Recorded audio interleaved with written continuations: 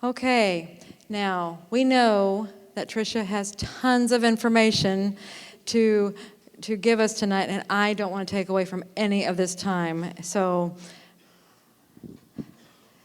very special friend, and very, you're just getting more special every minute. So, Tricia McCannon. Thank you so much, honey.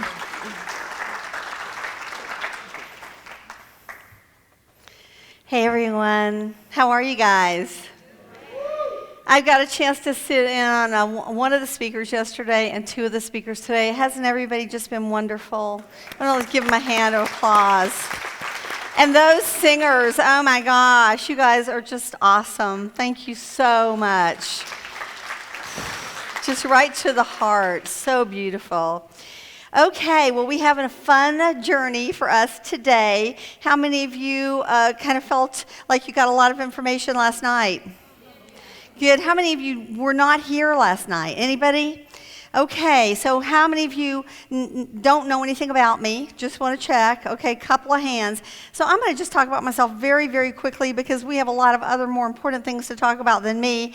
As you guys know now, because you heard me talk about this last night, I am the author of 3 books, and we actually have sold out completely of the Dialogues with Angels and the Jesus book. We have a few of these left, so tomorrow morning I'll be down at the booth, or you can come down afterwards if you want to. These books have been very profoundly transformative for me to write. They've been very much an initiatory journey. And every time I, am told by my guides what I'm going to write again or write next, I'm like, really? That's what I'm writing? And so I myself go through a journey. I go through my own transformation and my own process when I'm writing these books. As you heard me speak yesterday, I actually am from a very traditional Christian family that I had a lot of resistance to sort of the blame, shame, guilt version of reality that, was presented to me in the church. But I thought Jesus was really cool. But I couldn't quite reconcile the God of love and forgiveness and oneness with the God of hellfire and brimstone and damnation. How many of you know what I'm talking about? And so a lot of my books, particularly the Jesus book, was really about trying to take a look at the great spiritual mysteries that came before him, that were on this planet for at least 4,000 years before the birth of Jesus and at least 400 years after the birth of Jesus, and how the great masters in these traditions knew he was coming, how they had waited on him for over 500 years, and how his birth was predicted in the Druid teachings, the Persian teachings, the Egyptian teachings, and in the Buddhist teachings, as well as the Essenes. The Buddha had actually predicted that a perfectly enlightened being would incarnate some 500 years after him. And during the 6 years Jesus spent in the temples of Rajagira, in the Buddhist monasteries learning Pali, and that he was acknowledged as the second Buddha that the first Buddha had predicted would come. This book, The Return of the Divine Sophia, was a game changer for me. It really chronicles the journey that I took when I was 27 years old, and I actually was contacted on the inner planes by the priestesses of Isis, who, like many of us, I had no idea who they were. Is this some strange Egyptian cult or something? I didn't know. But they actually then contacted me 2 months later in the outer planes, and through this, I met my shaman teacher. And for many years, I studied with her and was initiated in the Egyptian mysteries, in the Celtic mysteries, the Druid mysteries, the Native American twisted hair. And that is a particular group of 300 to 500 shamans throughout North, South, and Central America. They're not true to any one tribe, like the Zuni or the Navajo or the Hopi. They could be born in any tribe. And I think you're born a twisted hair. The twisted hair are like me. They're time walkers. They claim to know the hidden history of the planet going back some 230,000 years. And they talk about the 12 extraterrestrial races that seeded the planet Earth.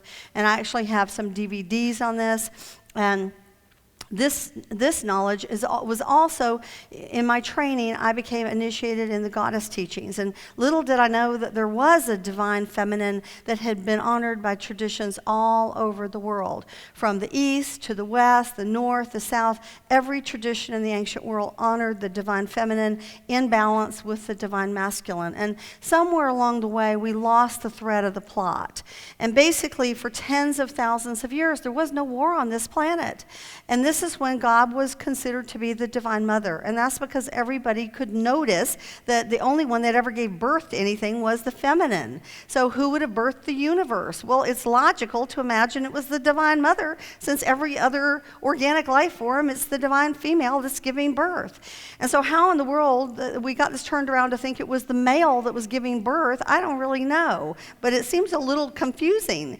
And then it became the Divine Mother and Father. And that's perfectly wonderful with me because, in fact, I work with the Divine Father and Mother, and they're both really wonderful. And then it became the Divine Father, Mother, Daughter, Son.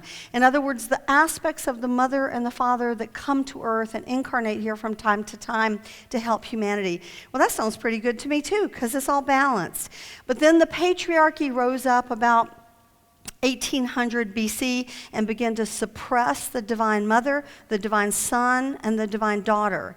And basically, they wiped them out by around 500 BC in many places, especially the Jewish religion. Although there was still the idea of the Shekinah among the esoterics, the breath of God, and the Divine Sophia, the goddess of wisdom, within the esoteric teachings. All teachings have an exoteric and an esoteric. The exoteric is basically morality. It's like the 10 Commandments. Don't lie, cheat, steal, or kill, or take your neighbor's wife because he'll probably beat you to a pulp. Not so good. That's like basic, manners. If you act in integrity, then your karma won't come back to bite you in the rear end. So that's the exoteric level, the outer level of teaching. But the esoteric teaching is the path to self-mastery and self-realization. And this, of course, is what was taught within the great spiritual mystery schools and what Jesus taught his apostles and his initiates. And this book is very much about the discovery of this incredibly beautiful time where there was no war and how we lost our balance and how we've been living in an imbalanced society for a long time. We finally got the Divine Son back with Jesus, thank goodness. And, there was a chance there where we could have gotten the Divine Daughter and Mother back. But as we know, we really didn't. We got Mary the Mother, but if you ever read, Catholic books, I have some really great ones on Mary's apparitions around the world, over 250 in countries all around the world the last few hundred years. They're careful to say there's nothing holy about her now. She's not really sacred. She was just a woman who loaned her womb, yes indeedy, and so it's just kind of very sad that, they're so threatened. Bless their little hearts. That's what we say in the South, isn't it? Bless their, right, we're in Arkansas. We can say that, bless their little hearts, let's send them some love and raise them up. So we still have a few of these, and these are very powerful. So this is my new book. It'll be out in the end of September with Inner Traditions, and it's really a powerful book. And again, writing these books takes me on a great journey. This book is really about who we are as a soul, and I was really enjoying Guy. Earlier, I got to sit in on most of his wonderful lecture about the ego. How many of you were there for that? And the nature of how the ego gets formed when we come down into the physical world. And like he get the analogy of the balloon, you blew up if the soul is the whole universe of the air and you blow up the balloon, who you think you are is just the air inside of the balloon. That's how limited it really is. And our only access to the whole room is through the little nozzle of the balloon. And that's a pretty limited access, wouldn't you say? So he was really talking about how we can, through meditation and work on ourselves, how we can open that connection. And it was really beautiful. So wherever you are, Guy, good job. Did a good job. So this book takes us into not only the angelic origins of the soul and how we each come from each of the 9 orders, but what the landscapes of heaven are. When we die, and all of us have died many, many times and come back, we just have that darn amnesia. I hate that part, don't you guys? So we know what it's like on the other side. So I have incredible reports of that from near-death experiencers and people who've been to the other side, including myself. I died in 2003 on an operating table. I've had lots of fun experiences in the physical body, and health is sometimes a little challenge in maintaining all this highly charged spiritual energy and trying to contain it in a vessel. How many of you can relate to that? I'm sure you can. So I had a very powerful experience where I was I died, and it was funny because my mother's always had perfect fingernails, and I've never gone to get toenails or fingernails done, but I did it. I said, Mom, just in case I die, that way I'll look really good, for the funeral. She was happy about that, really. So I wound up going into this incredible chamber of light, and there were 5 luminous light beings that were humanoid in shape. They were unconditionally loving, and they just completely flooded me with love. And they said, we see who you are, and we really acknowledge you for all the thousands of people you've helped through your readings, through your teachings, through your healing work, and we really honor you. And I'm like, well, I'm really tired. I really want to come home. And they're like, well... how about all those thousands of people you said you would help, that if you come home now, you won't be able to help? And so I don't know how they did it, but they let me see my life as if I had gone over to the other side. And I realized that each one of us comes in with a contract, whether we know it or remember it or not. And if we throw in the towel early, when we get to the other side, we're very disappointed with ourselves that we let, things like financial or stress or physical discomfort in the body deter us from what, as a soul, when we're so strong in our radiance, we know that we're here to do. And so I came back. So since then, this is my 4th book that I've written, and then that whole Great Mystery School and all those DVDs. And so it's such a pleasure to come and be with you and to kind of share this work, because some lives are about, raising a home and a family and children, and some lives are really just about spiritual service. And for me, that's what this particular life happens to be about. So you are the reason that I'm still on the planet. So thank you for having me.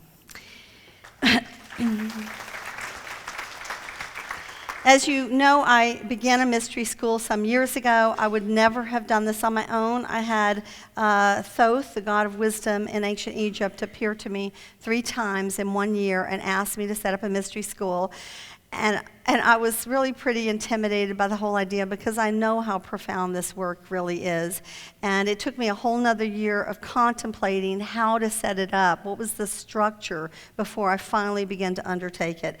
The ancient mysteries were taught at 3 levels. The fundamental level was the divine feminine, the mother and the daughter. The second level was the divine masculine, the father and the son. And the third was the mastery of the 2 together. So if you lose either side, you can't come into mastery. And so I wound up creating, and for many years, there were 12 discourses. I only taught this in person in Atlanta, and I had people that flew in from Santa Fe, came down from Tennessee, North Carolina, Florida, and everyone used to say, don't you have this online? And I had to say, no, sorry, I don't. But eventually, about 3 years ago, I finally got it online, and we have brochures downstairs. If anybody is interested in this, you can pick one up, and you can just go onto my website, and you'll see it under Mysteries, and you can just study one at a time, or you can study them all together. And I have those downstairs. And I also created a lot of DVDs and CDs to support this, because some of us are visual learners, and some of us spend a long time in a car, and it's much easier to listen to a CD for 2 or 3 hours and to take it in that way. So all this is in support of this shift in consciousness we're all working for. So today we're talking about a really powerful subject. Yesterday, we were talking about the past, the ancient past, and getting a glimpse behind the curtain at the fact that there were many ancient civilizations here before that seem to have attained a higher level of advancement or technology than most of us have ever been told. Wouldn't you say, with 752,000 pyramids that we've discovered all over the world? Today is going to be talking about where we are now and where we are going in the future. So it is the shift of the ages, and it is the new earth. And this, of course, is a subject that my beloved friend Dolores Cannon spoke about and wrote wonderful books about. And I'm going to be referencing also some of her work today, because she was such a pioneer in this field. In order to talk about where we are, we must begin a conversation about the cycles of time and how the evolution of human consciousness is highly affected by the electromagnetic energies that are flooding the planet and the solar system at any given time. So even though I'm going to talk to you about where we are in the age of Aquarius, towards the last half of this, I'm going to explain a lot of the mechanisms of how time works so you can kind of understand that it's a great cosmic clock. We are entering the age of Aquarius. Now, we've all heard that song from the 60s. This is the dawning of the age of Aquarius. You guys know this song, right? You know, they were great. They were right on time. Theosophists believe, like Rudolf Steiner, Madame Blavatsky, Annie Besant, this is all 1920s, 30s, 40s, Manly P. Hall. Many of you know those names out there? They believe that we entered 0 degrees of Aquarius in 1939. Now, every sign has 30 degrees of the zodiac that it has to go through. You know, a circle is 360, right? If you divide 12 signs into 360, that means every sign is 30 degrees fat or wide. It takes 72 years for us to move through 1 degree. So we entered 0 degrees of Aquarius in 1939. That means we ended 0 degrees in 2011, and we entered 1 degree of Aquarius in 2012. And this is what 2012 was about. It was really the beginning. But if you look at what has happened over the last, from 1939 to 2011, we had a lot of change. The age of Aquarius was definitely in. So we want to ask, what is the age of Aquarius about? A lot of the symbols that you see in the zodiac, they're not casual. They actually are hermetic symbols for what the energy of that age is. For example, Aries the ram. Aries came in like 2150 BC. And it went on for about 2160 years. And basically, Aries the ram was, you know, fighting, war. We had the Hittites fighting the Assyrians, fighting the Babylonians, fighting the Persians, fighting the Jews, fighting the Egyptians. Everybody was fighting for 2,000 years. They couldn't stop fighting. Bless their little hearts. And then Jesus came right at the turn of the age between Aries and Pisces. And always at the beginning of an age, there is a great avatar. The ancients called it the Aeon, A-I-O-N, that comes in to announce the Eon, A-E-O-N, the new age. So Jesus was the Aeon, or the avatar, for the Pisces age. And he came and he delivered messages like, the kingdom of heaven is within, love your neighbor as yourself, you know, forgiveness is the key. And what do we do with it? You know, we didn't do so well, did we? I mean, some of us did better than others. But when we look at this symbol of Aquarius, what do we see here? We see a man, or sometimes it's a woman, pouring down starlight from the stars, or pouring water from the stars. In other words, knowledge from the higher heavens pouring forth onto earth. Every age is ruled by element. Aries was fire. Initiating fire. I will take over your village, okay? And then Pisces came in. This is the 2 fishes of its mutable water. Do we go into the inner kingdom, or do we become the victim? Which way do we go? The duality of Pisces. We could have picked the higher path, and a lot of people did. There are beautiful saints that achieved incredible enlightenment. I've been to some of these places in Italy and France where the bodies of these nuns are not decayed for 500, 600, 700 years. They're still preserved. We had St. Francis of Assisi. We've had some really wonderful avatars that have come. But by and large, we had the Inquisition, which was the age of Aries not wanting to let go, suppressing the spiritual gifts and creating about 1,000 years of the Inquisition, which left a collective scar on our psyches. And so many of us that are waking up today, we are the ancient priests and priestesses and healers and shamans from the past, and we want to do our work, but we have, 4 or 5 lifetimes where we've been burned at the stake or killed or imprisoned or starved to death or tortured. And so we're kind of scared to get on with our work because we need to heal the wounds from those past lives. How many of you know what I'm talking about? Yeah, so that's the healing work that I do with people. And, there are other people besides me that do it, but this is what my passion has been at a personal level. So when we talk about what Aquarius is about, it's an air sign, so we know it's knowledge and communication. And we're going to look at some of the examples of that. But it's more than that. There's a secret element of the 5 elements, air, earth, fire, and water. What's the 5th element? It's ether or spirit. So this is an age of spirit, an age of ether, where this celestial knowledge from the stars is being poured down. In the terms of the age of Aquarius, in terms of air or communication, what have we seen in the last, 70, 80 years? We've seen increased technology at an incredible level, from cell phones to computers. We have electricity. We didn't have it before. Computers, nanotechnology, the internet, CDs and DVDs, fiber optics, magnetic imaging, lasers, and miniaturization. This is incredible that we have managed to do in, 80, 90 years what we weren't able to do for thousands of years before. It's a time when space travel opens up to us. Air is also, the ether. It's going into planes, trains, automobiles, and into outer space. It's a time when we're understanding more about ourselves, and we're asking deeper questions about ourselves and our place in the universe.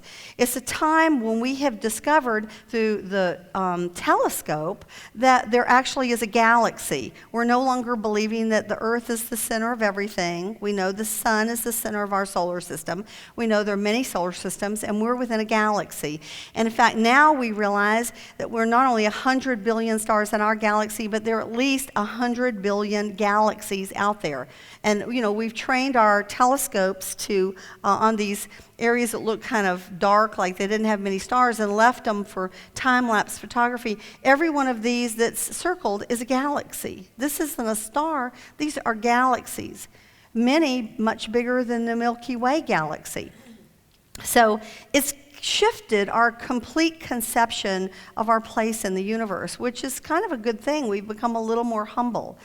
Along the way, we've also had great advances in medicine and chemistry, despite the fact that we all know that the medical industry is out of control and the insurance agencies are out of control, and that, the Monsanto is making us sick with GMOs, and then, the hospitals are charging $50 for an aspirin because the insurance companies want to pay them $1 for the aspirin. So we know our system's corrupt, but nonetheless, there are incredible things that we are doing in chemistry. My assistant just went through a year and a half ago having her, she had cancer, a part of her colon, and they had to disconnect her, little pooper part from her intestines.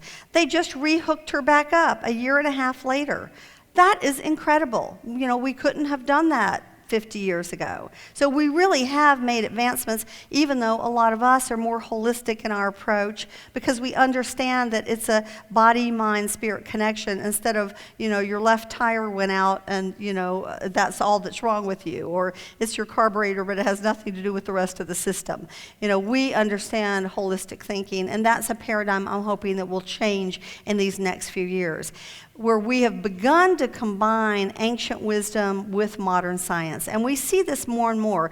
The New Age movement, as much as it was made fun of in the 60s and 70s, now you can go to the Kroger or to Publix and find an organic food section. You can find natural remedy sections. You can go to CVS and you can get your vitamins, or you can get all sorts of natural things. I mean, more and more this has penetrated the general society, and it's because of the kind of work that the people in this room have been doing in the 60s and the 70s and the 80s and the 90s. As I say, in Florida, they don't just talk about earth shoes, they wear them, So same thing in many states now where we're paying attention to these things.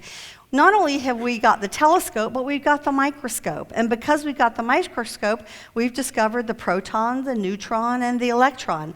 And now we've begun to discover things like quantum physics, like quarks and neutrinos, which leads us to string theory. And string theory is all about the harmonics of the universe, which is what the ancients talked about all along. That behind what appears to be solid matter is actually vibrating particles. And these particles that are photonic, they are are light, we can see them, are produced by phonons. Phonons are sound particles, okay? And they've found so many of these sound particles, quarks, neutrinos, leptons, and so forth, hundreds of them, that now they've come up with the idea that really there's just this string, like a violin string, and it's just playing different vibrational notes in order to write or create the harmonics behind the universe. And this is actually what the ancients talked about. This comes straight out of Pythagoras, who was 500 BC. And of course, he got it from the Egyptians, because he studied for 22 years in the temples of Diapolius. So we're finally beginning to connect modern science with the ancient mysteries, and bravo, because when you think about how this disconnection happened, the stranglehold that the Roman Empire, that then became the Roman Catholic Church, which became a militaristic arm of Christianity, their version of Christianity, what it enforced upon the world was the burning of books and the shutdown of the exploration of knowledge. So when science began to come up 500 years ago, during the time of Giorgio Bruno, during the time of Galileo, anyone who said that the sun was the center of the galaxy, the center of the solar system, was thrown in jail or burned at the stake. Okay? And so science had to say, we have nothing to do with spirit. That's your province. You're the church. You rule over all the souls. We're just talking about matter. And this is how science and spirituality became separated. Now, in our age, they're beginning to knit back together through the work of quantum physicists like Michio Kaku, who's just amazing, string theory, quantum physics. And quantum physics was only discovered 100 years ago, where we discovered that our thoughts affect matter. Our thoughts affect matter. And this is the first law of hermetics. Those 7 hermetic laws, the first law is that the universe is conscious. That the universe hears us. When we say, my back is killing me, if you say it enough, your back will be killing you. Okay? If you say, what's wrong with me? I'm always so broke. Well, if you say it long enough, you will. You keep affirming your reality. You fight for your reality. Sure enough, you're going to get that because the universe is hearing you. And if you connect your mind and your heart together, you have to continue to affirm the good. And sometimes that's really challenging, particularly if you've been badly programmed, because your conscious mind says money, love, joy, and success, and your subconscious says life is a terrible struggle over here. So a lot of times we have to go in and do the healing work with our subconscious to get our conscious and our subconscious on the same page. You guys with me here? Yeah, and it's work. That's spiritual work. There's no easy fixes there, because the subconscious we can't get to with the conscious mind. We have to go into alpha and into theta and into delta to change those programs, so that then what projects from those programs in the screen of our life shows up the way we really, really want it. So of course we can misuse this power, and we all know that we have misused it. And it's not the first time it's been misused. But of course, we hope it's the last. Quantum physics and string theory has opened the door to the invisible world that lies behind the visible world. And this is incredibly important to us because it tells us that this isn't just a physical 3D world, but that spirit informs matter. And for scientists, this is incredibly important. We've been in the process of discovering that there is a universal template. And this is, of course, what was taught in the mystery schools long ago. What is this template? We're going to look at a few clues. Who can tell me what this is? It's called the Fibonacci spiral. It's also known as the golden mean. Now, the golden mean is really every organic life form is based on this, from the nautilus shell to the way that flowers unfurl. If we look at how this is laid out, it's really about the Creator. God, the one, beyond gender, separated itself into 2, the Divine Mother and Father.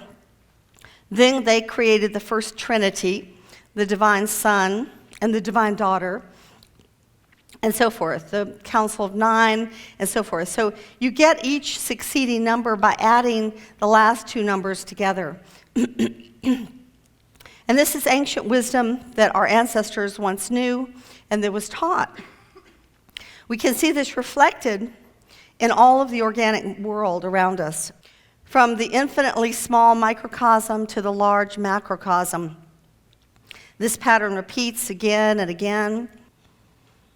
And it explains how nature operates, from the poles of the earth to the poles of an apple, to our own poles. If this is us, our crown chakra to our feet, this is how energy circulates within the universe. We've gone even deeper, discovering that there's a whole microscopic world within us, and that these things interact in a comprehensive and codependent way. These things operate in an interdependent way with one another. And this, of course, has led us to DNA. And DNA is very much the Shekinah or the sine wave that I was describing last night, the daughter principle that is the carrier wave. And this is very exciting that we're beginning to discover the code of life. However, if we just think of it at a scientific level, once again, we're limited. Because what happens is, when you take spirit out of matter, when we presume that we can do that, then we think that we can do anything. And this is one of the things that happened in Atlantis, where they began to breed animals to humans and create a slave race, basically, to serve them. And in doing so, they overstepped their boundaries, basically, because every animal species has overlighting angelic energies, and so did the human kingdom. And when you start combining them, it's really an abomination. It's not the right thing to do. And of course, this has been going on in secret with our own secret government in Dulce. That 10-story underground base at Dulce, where they've been doing these same kinds of atrocious experiments. Imagine what kind of soul would be trapped in one of those bodies behind cages and bars to be dissected. What a horror for the soul that incarnated in that form. So we have to ask if we're going too far with all this stuff. For example, genetically modified foods.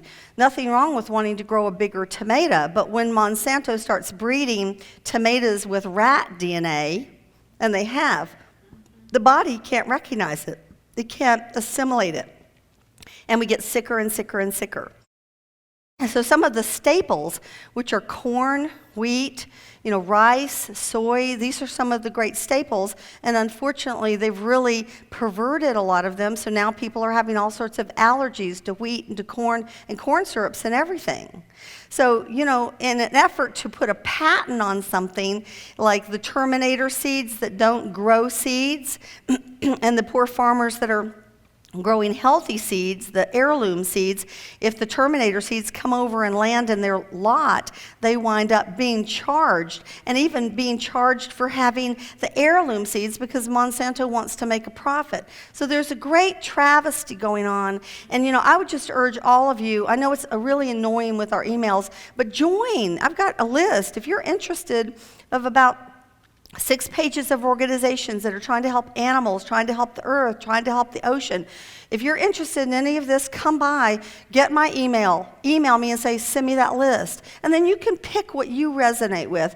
And even if you just sign petitions or you give $20 a year to 5 organizations, it helps, because 10,000 people giving $20 a year gives them the funds to begin to fight some of this madness and some of these decisions. And it's really up to us to just say no. Just say no. And we can do that with our dollars and with our petitions and signing. For example, the cloning experiments of Dolly. You guys remember Dolly the sheep?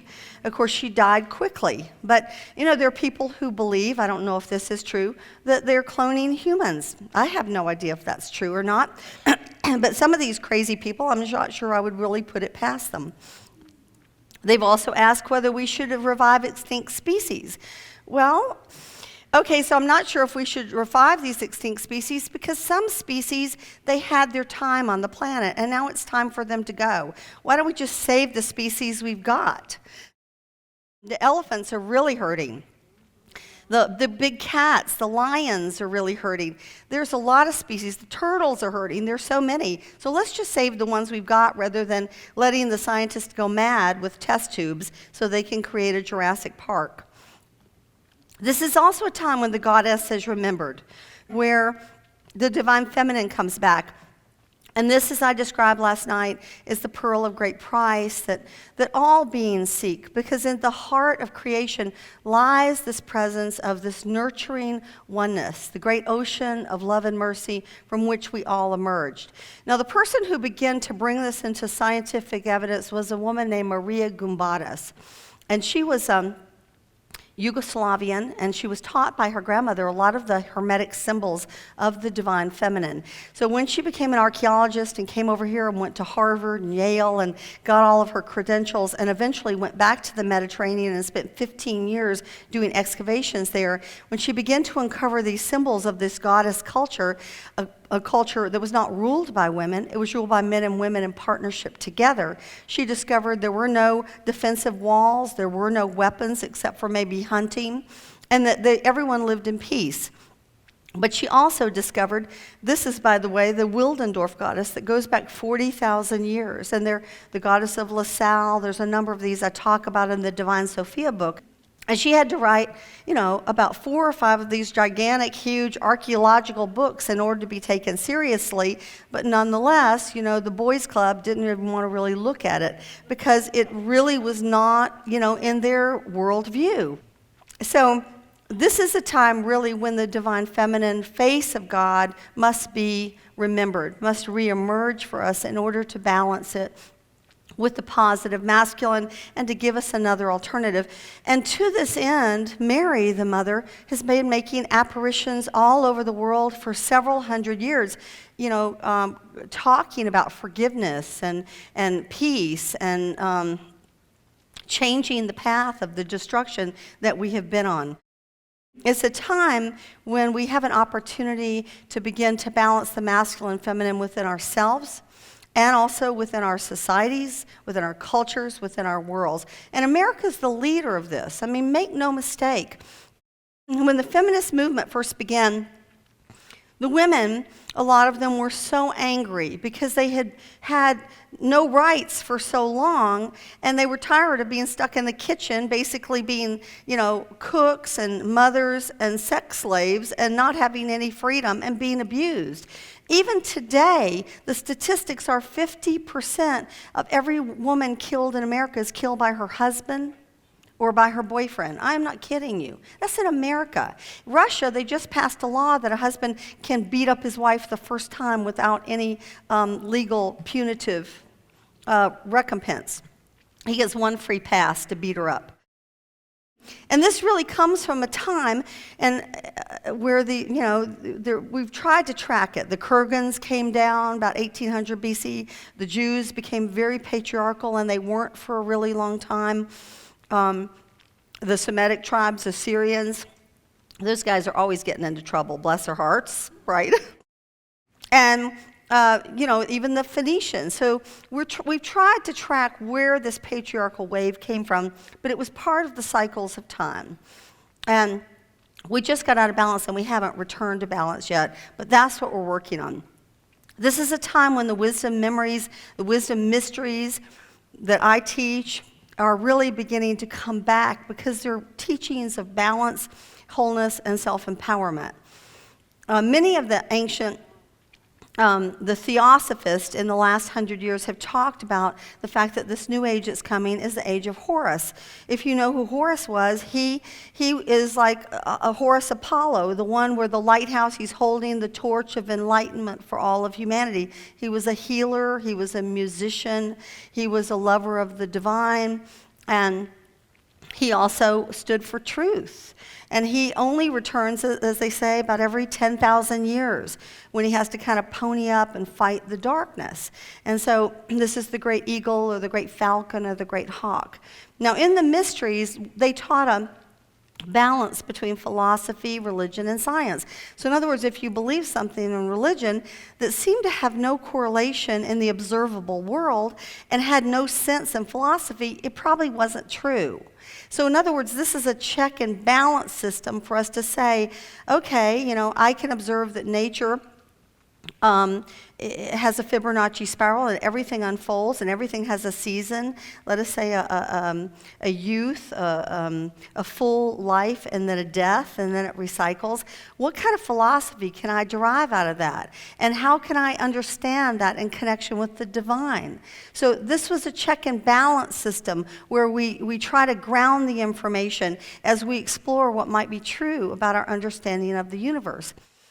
It's also a time when the hidden records are coming forth. For example, the Dead Sea Scrolls and the Nag Hammadi texts. The Nag Hammadi texts were discovered in 1945 and the Dead Sea Scrolls in 1947. And the things that they discovered so astonished the conservative group of Jesuit priests that the Catholic Church had assembled that they didn't even want to let it out. For 50 years, they kept it all hidden because they discovered that what they had been teaching was not exactly what Jesus had been teaching all along. And finally, it was released by a woman who was helping to fund the project, who went in and took microfiche pictures and released it to other researchers, so finally they could begin to decipher it, interpret it. And this is the only reason we have the Gospel of Thomas and the Gospel of Philip and the Gospel of Mary Magdalene and the Gospel of Judas, over 50 different Gospels found in these incredible documents, where we begin to find out what Jesus was really teaching. And in my Divine Sophia book, I have 5 chapters of his hidden teachings where he talks openly about the divine Abba, Amma, Father, Mother, God, and the divine Daughter and Son.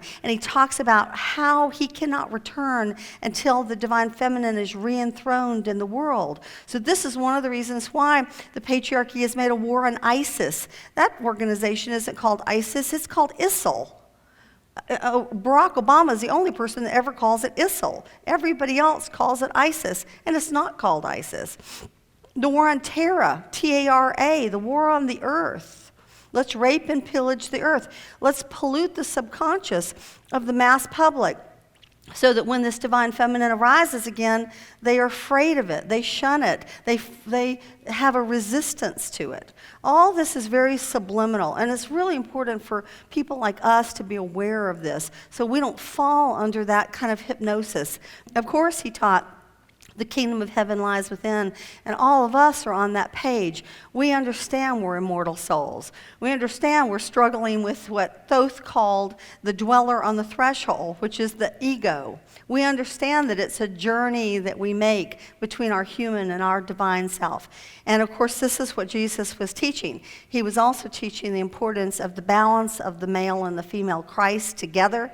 And of course, all this was taken out. And the reason that we think Mary Magdalene was a prostitute is because Pope Gregory I in 591 AD, in his 33 homily, said, "My brothers, where did she get that expensive spikenard that she anointed his body with? She must have gotten it through forbidden acts of the flesh." And this is how that whole little "she must be the prostitute" story began. And then it was blown up. And then in 1979, they retracted it. Oops, sorry, she wasn't a prostitute. Oh, thanks for telling us, 1,500 years later.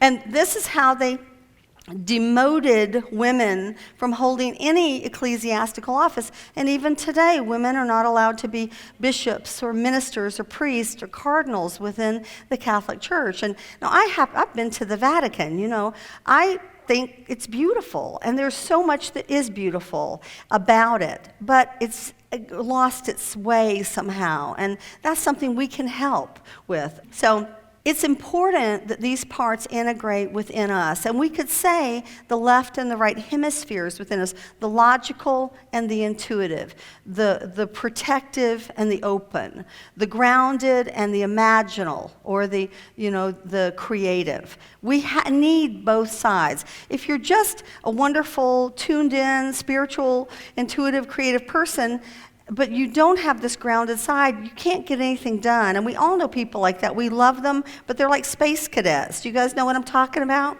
because they haven't developed the masculine. But how many masculine men do we have? They're rigid, they're hard, they're stubborn, they're opinionated, they're like blocks of iron, and they can't open, they're fear-based, they're protecting and patrolling the fort, okay, because they haven't learned to open up. They're creative, they're spiritual, they're intuitive.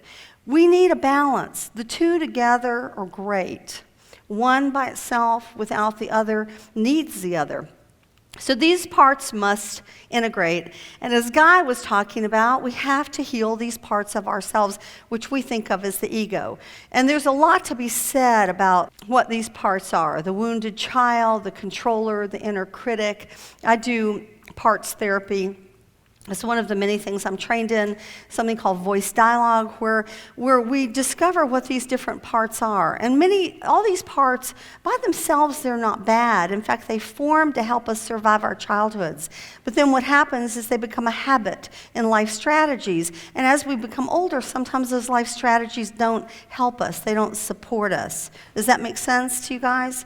So then we have to go in and converse with them and help them to find a different balance and repurpose them so that they serve us in our lives instead of trip us up. Now, this is a beautiful ancient Egyptian way of having that same conversation. Here's Horus standing for the soul or for light or truth.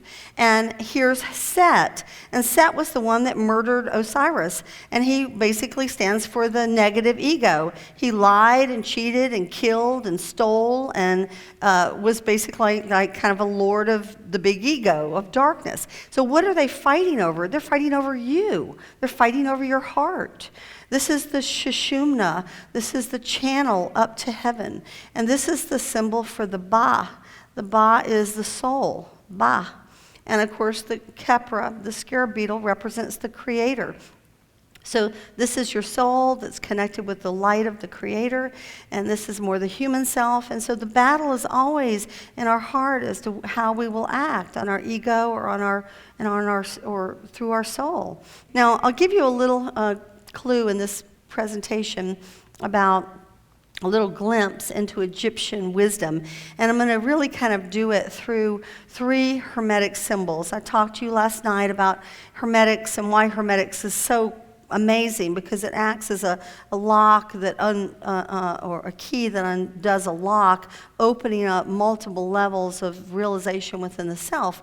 So I'm going to show you 3. The Ankh, how many of you know the Ankh? I would think so in this group, certainly. The Was, how many of you know the Was? Well, you're going to know it after today. And the Djet or the Tet. Any of you know that one? So you're going to learn 3 today. So the Ankh, this symbol is basically a loop at the top and then the Tau cross, okay? So this loop at the top is called the Vesica Pisces. It's one of the most sacred shapes in all of creation, and it's formed through the merger of the male and female together. Yeah, 2 circles, you overlap them, you got a Vesica Pisces. It's also the symbol of the womb of creation. It's the symbol of the eye, the third eye that we awaken. It's the symbol of the yoni, where the child comes out of a woman. It's the symbol of the Vesica Pisces that's on the end of a man's phallus, where the seed of life comes out. This is the door where spirit enters the world of matter. And this is the time-space grid that we're on. But the Tau cross is more than just the time-space grid. So that loop or that womb is really the breaking of that cosmic egg, which was always a metaphor for, the birth of the creation of the universe. And we exist on a grid of time and space. And this is, of course, what the cross was about, and also the mastery of air, earth, fire, and water through the 5th element, which is spirit in the middle. But the Tau aspect of this has to do with Tau in the Hebrew language refers to the end of the cycles of time. In other words, graduation day. How did you do? At the end of every 25,920-year cycle, did you become enlightened? Okay, well, let's find out. Let's live through that day of God and see what happens. So the wasp looks like this. The wasp, you've seen it many times, I'm sure, but you might have not known what it was called. It's like a little tuning fork here. So this is how it works. Can I get you to come stand up on stage for a second? Just come up. Either one of you, okay? So how the wasp worked, are you guys interested in this? Okay. Okay, what's your name? Maria. Hey, Maria, I'm Tricia. Okay, so I'm going to turn you around. They would put this part right here, right against her medulla oblongata, right here, okay? This is called the 10th gate. It's a portal to access the inner worlds. And then the wasp would run down her spine, and it's like a tuning fork. And they would tune it, and literally it would open up her chakras from the back and begin to raise her kundalini, her sympathetic and parasympathetic nervous systems, the ones that go like this, and the caduceus, all the way up her spine. And then, you know how Hindus try to get the kundalini to come up, and it comes to here, and then it goes into the pineal gland and the third eye, and then it opens the crown chakra. This is what this was about, was clearing, thank you, honey, clearing out the chakras and opening the gates for self-realization. So sound and the beautiful music you guys are playing, and also Eric down below, the harp music. Have you guys heard his music? Oh, it's so divine. It's so important. And finally, sound and vibrational healing is coming back into the world. So that we're light beings meant to awaken our own divinity. So this has to do with light and sound. We're beings not just of physical matter, but we're composed of vibrating atoms. And the tet or the D-jet, that's this one. How many of you have seen this before? Maybe you didn't know what it was, but there's a lot to say. It represents the tree of life for sure. And it also is a symbol of Osiris. It's like a regenerating force. And these sections all mean certain things. This is the world of emanation. In other words, when the divine began to emanate before there was any created worlds. This is the world of creation. For us, it would be the equivalent of the 6th and 7th dimension in our, metaphysical world. These are the worlds of formation. This would be the 5th dimension and the 4th dimension. And this is our world. This is the world of action. We're living in the world of action. We're not meant to be complacent. And these are the dark and lights, like checkerboard square, the positive and negative things that we encounter on the path. This is the crook and the flail. The crook is, I will be a good shepherd. In fact, one of Osiris's names was Osar, meaning I am the good shepherd. All of Osiris's titles Jesus inherited. King of Kings, Lord of Righteousness, not because Jesus went and stole the names, but because the ancients saw him as the reincarnation of Osiris, the great Lord of Light, and they bestowed those names upon him because they understood who he really was. And the flail has to do with protecting your people. So this has to do with moving your energy up your spine, up into these higher realms, the pillar to heaven, that is linked to the tree of life. And one of my next books may be about this tree of life. I have one DVD on it, but it's a very amazing, deep subject because it's connected at a personal level through our spine, but it's also connected at a planetary level and a solar system level. The Mayans believed that there was this unbroken, let us say, road or path that went from the center of our planet up to our sun, and from our sun to the great central sun. And this was called the Kuak Sum. And this central sun was called the Hunab Ku. The Hunab Ku means one heartbeat, one meaning, and one measure behind it all. In other words, behind everything is the same divine, wisdom, pattern, God, the one that permeates all of creation. And that heartbeat, of course, is connected to all of us. And so DNA is an aspect of that. DNA is a template through which spirit can work into the worlds of matter. So as we're beginning to work with our DNA, there's a lot of talk about it. We know we have 2 strands. I've heard rumors that there are people being born with 3 strands. Could be. I haven't seen it, but it doesn't mean it's not true. But there certainly are, as we're going to see, some amazing beings being born now with special abilities. I've also heard that there are 10 or 12 etheric strands.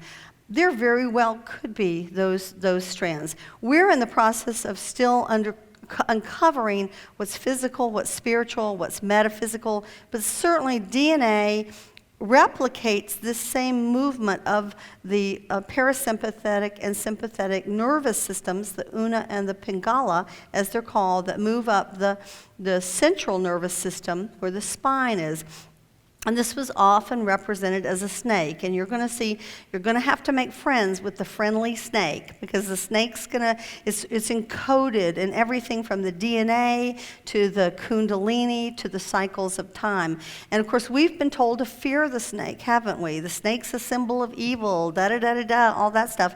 You got to really take a look at it at a different level, because it's only this less aware version of Christianity that has believed that. For every other culture of the world, it was a symbol of wisdom, because they understood the spiritual technology of moving this energy up the spine to activate the third eye so that you might fly free from the body and become enlightened, soul travel.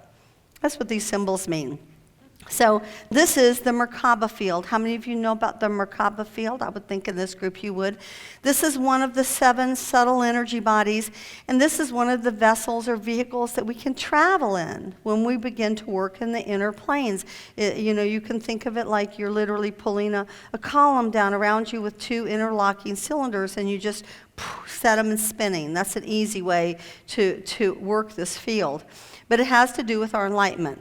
And for the first time, because of this research with DNA, we're beginning to ask questions about our real origins.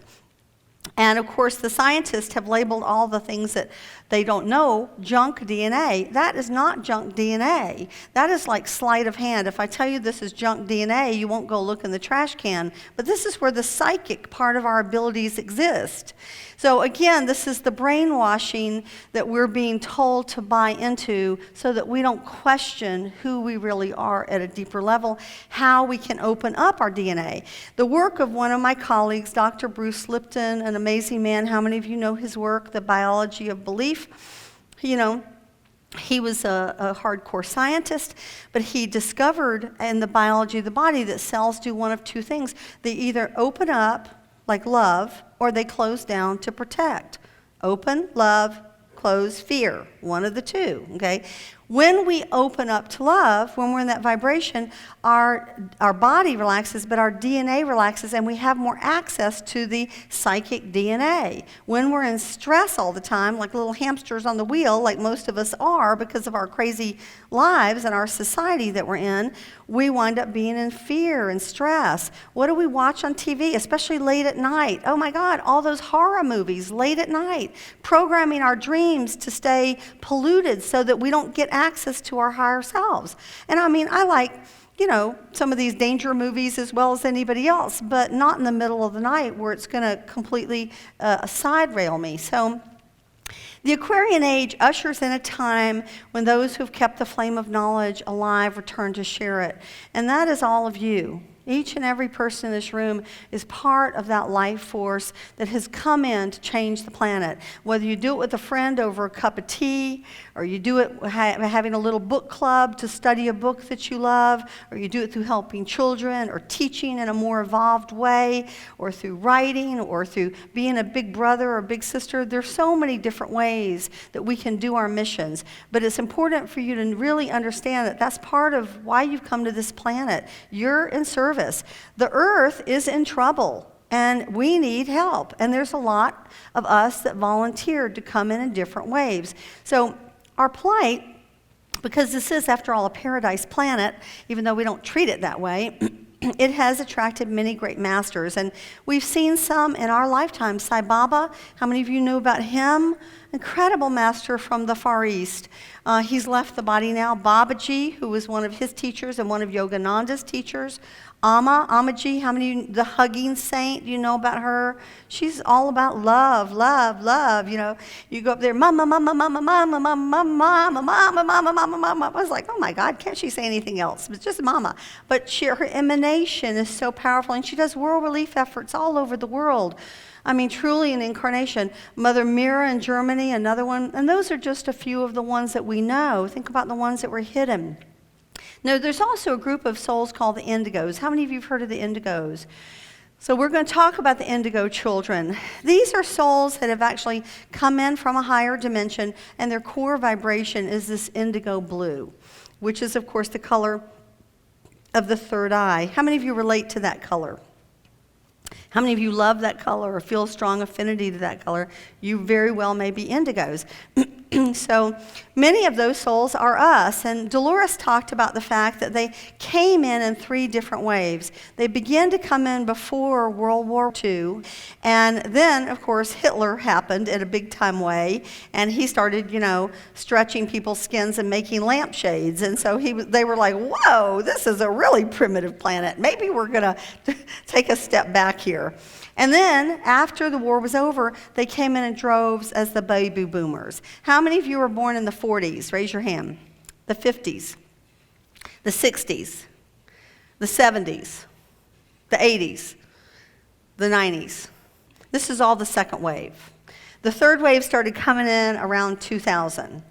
And so those are born around 1990 to 2000. And they were really, from the different star systems, they were about, I think, 7 to 9 star systems that initially volunteered to help us. Now there's like another 12 that have, and those souls have never been down here before. But to come into this crazy, barbarous world, a lot of them have gone to the Akashic records and imprinted human lifetime memories into their field. They didn't actually live those lives, but for all intents and purposes, they have those 6 or 8 or 9 lives imprinted so that they could come down here and begin to assimilate very easily. And many of them are very high consciousness souls. These are some of their traits. They have a strong connection to the dreams. Raise your hand if any of this suits you. Lower than normal body temperature, usually about a degree lower, 97.6 or, pardon? 97.6. Mine's always like a degree lower.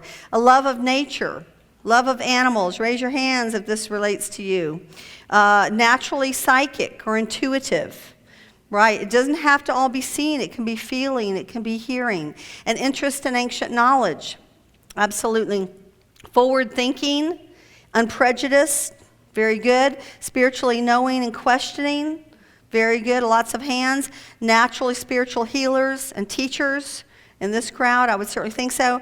And inadvertently can make watches stop or have magnetic things stop around you. Have any of you had that? I know, it's annoying, isn't it? And if you get mad around a computer, you better get away from the computer, because your field can be so strong, you can affect things in a negative way. We mostly think of ourselves affecting things in a positive way, but all of us can, get upset from time to time, especially with technology. So these are the people who've come in to be the teachers and to bring through their knowledge in much the way that you guys are, through your music, your dance, your vibration, as all the teachers this weekend has, as this incredible staff with Ozark Mountain Publishing. And I know many of you have come up and spoken to me. And even though you might not be on stage, you're doing it in your own way. And so it's going to take a village. Matter of fact, it'll probably take a massive city of us in order to affect that kind of consciousness.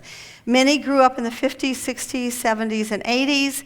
And of course, the challenge has been that because they have more holistic thinking and they didn't always fit into the norm, what has occurred has been when parents didn't know what to do with them, they gave them Ritalin, didn't they? How many of you know parents that have given kids Ritalin? Okay, and that jams up their nervous system, and it can create muscular problems for them later in life in a huge way. They're just forming, but it's because they were bored in school, because they were more advanced than the schools that they were in, and they learn at a different kind of level. So they have been in the process already, like we have been, of changing this paradigm since the time of the Beatles. Yes. Really think about it, how the Beatles and that whole generation of the Rolling Stones, the Grateful Dead, the Moody Blues, they were the wave through music and creativity that began to shift reality for us in the 60s and 70s and 80s. And today, we're working together, as we are at this conference, we're working together in groups. And the more of us can connect and help each other and support each other. And, where one is weak, another can be strong. When you get stuck, you find someone to help clear your blocks. This is really important. So, since 2000, these crystal children have been born. How many of you have heard about the crystal children? How many of you know a crystal child? Or you feel like you've had one? Very good. And there's also the rainbow tribe. Now, these kids have a strong telepathy, telekinesis, communication with animals, a love of nature. Sometimes they have light coming from their hands.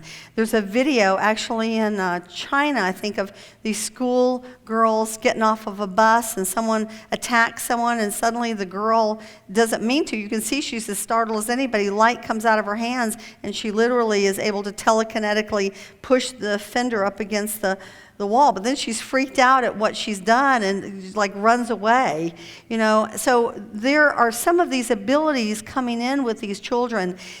They can accelerate plant growth. They're ones that can literally, put energy over a plant and the plant begins to bloom within about 5 minutes.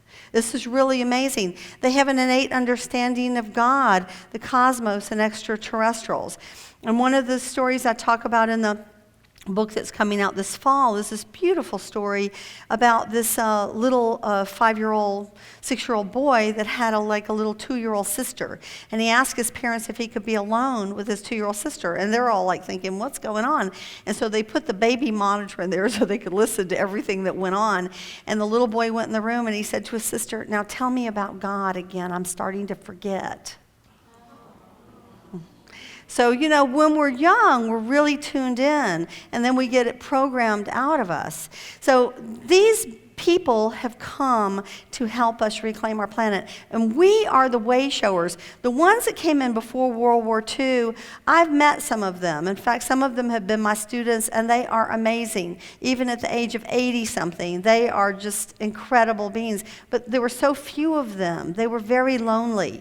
They were waiting for us to show up. Okay? And so we are now the foundational pieces to move the system so these people can really do their work as they grow up. And many of them are star seeds, and they do come from other planetary systems. So sometimes they're called star seeds, sometimes they're known as star children. But basically, they come from higher worlds, other higher dimensions, or they come from planets where they've managed to eliminate all war, where they use telepathy. It's a normal matter of business where telekinesis is normal. And so they're coming in, and it's easier for them to activate these things in their DNA because we have all this in our DNA too. We've just been programmed to shut it down. And they know that there's really just one race out there, the human race. And in fact, even with the aliens, who do we think made the aliens? The same God that made us. There's really only one being here. It's got billions of expressions, okay? There is a divine part in you that's unique to you, but that part is God. And you wouldn't have life without God, and neither would any of the aliens. And so, we have to, just like there are positive humans and negative humans, there are destructive humans and there are constructive humans. We have to be discerning about how the ego is playing out and set boundaries, but the aliens too, many of them are very high consciousness, even though they might have 3 fingers or 6 fingers or have web feet or be short or be tall or be green or be polka dotted. It's really important for us to open our minds to the possibility that they also are divine beings, and they may be more evolved, most of them are, or they may be less evolved. Like the reptilians, they're evolved in their power and sex centers, but their hearts are not developed. Bless their little hearts. They need a little help. So we have to protect these children from the negative forces. Just like, when the Dalai Lama, how the Dalai Lama and the Ganshi Lama, how they kind of hip-hop through time. Well, the Chinese government went after trying to find the second Lama. And they, wanted to basically destroy it and then put a puppet in their place that they could control. It's really important that we protect these kids from sexual abuse, from Ritalin, from things that are about to shut them down before they even get a chance to get out of the gate. And they need people like us that kind of understand. We may not be quite as developed in our telepathy or whatever, but that doesn't mean we can't talk their language and encourage them in a safe space to be who they are so they can grow into the fullness.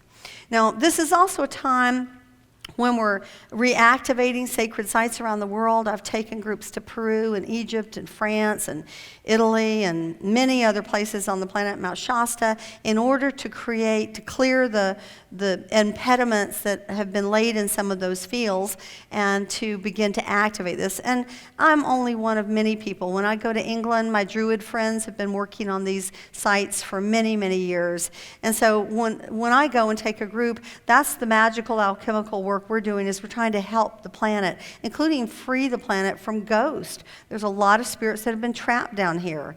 And as long as they're trapped, doesn't help them, and it sure doesn't help the earth. So I've cleared millions of souls through the years in order to be able to free them, but also to help the planet, because she wants to move up.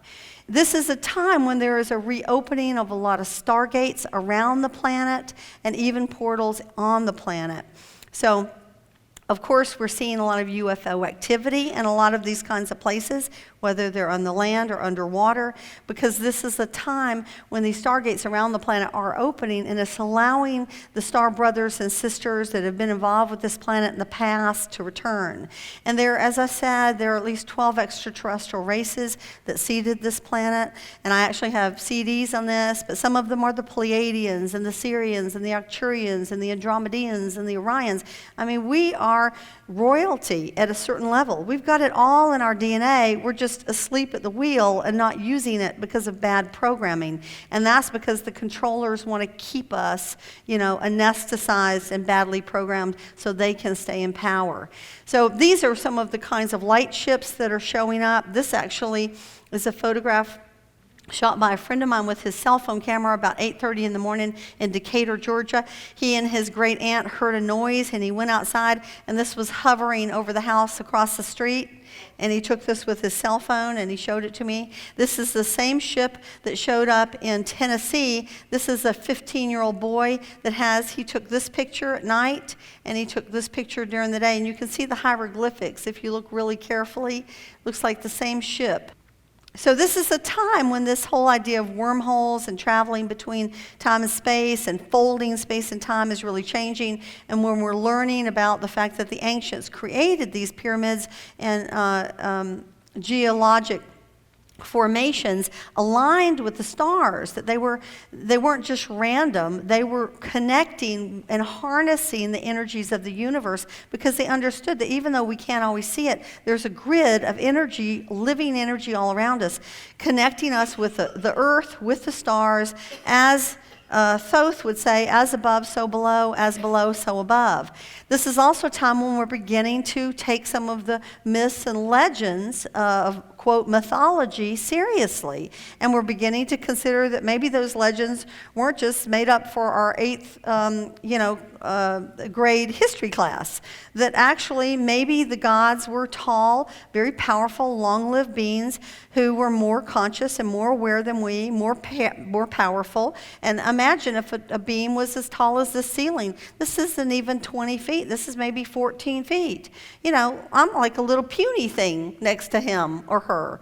That'd be pretty scary, even for those aggressive Romans. This is why they had temples to them for 750 years, waiting for them to come back. This is why the doorways were so high in all these temples. So we're at a place where we're having to reconsider what our history looks like. This is a close-up of the image I showed last night from the Temple of Dendera with helicopters and submarines and planes and little speeders, and here's the bee, indicating that this is all the gods, the beekeepers of knowledge. And so it's a time of rediscovery when we've discovered the ancient city of Troy that we thought was a myth, the ancient city of Nineveh that I spoke about last night. And we're discovering finally the ruins of parts of Atlantis. And, of course, the work of Zecharia Sitchin, as I mentioned in my talk yesterday about the Anunnaki gods who came down here and were world civilizers. And they did a lot of great things, and they made some boo-boos along the way. They sure weren't perfect.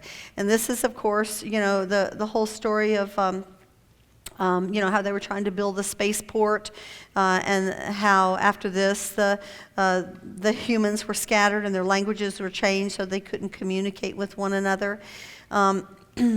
So You know, this is a big conversation we're still in the middle of. Who were the gods? Where did they come from? How did they get here? How long were they here? And so forth.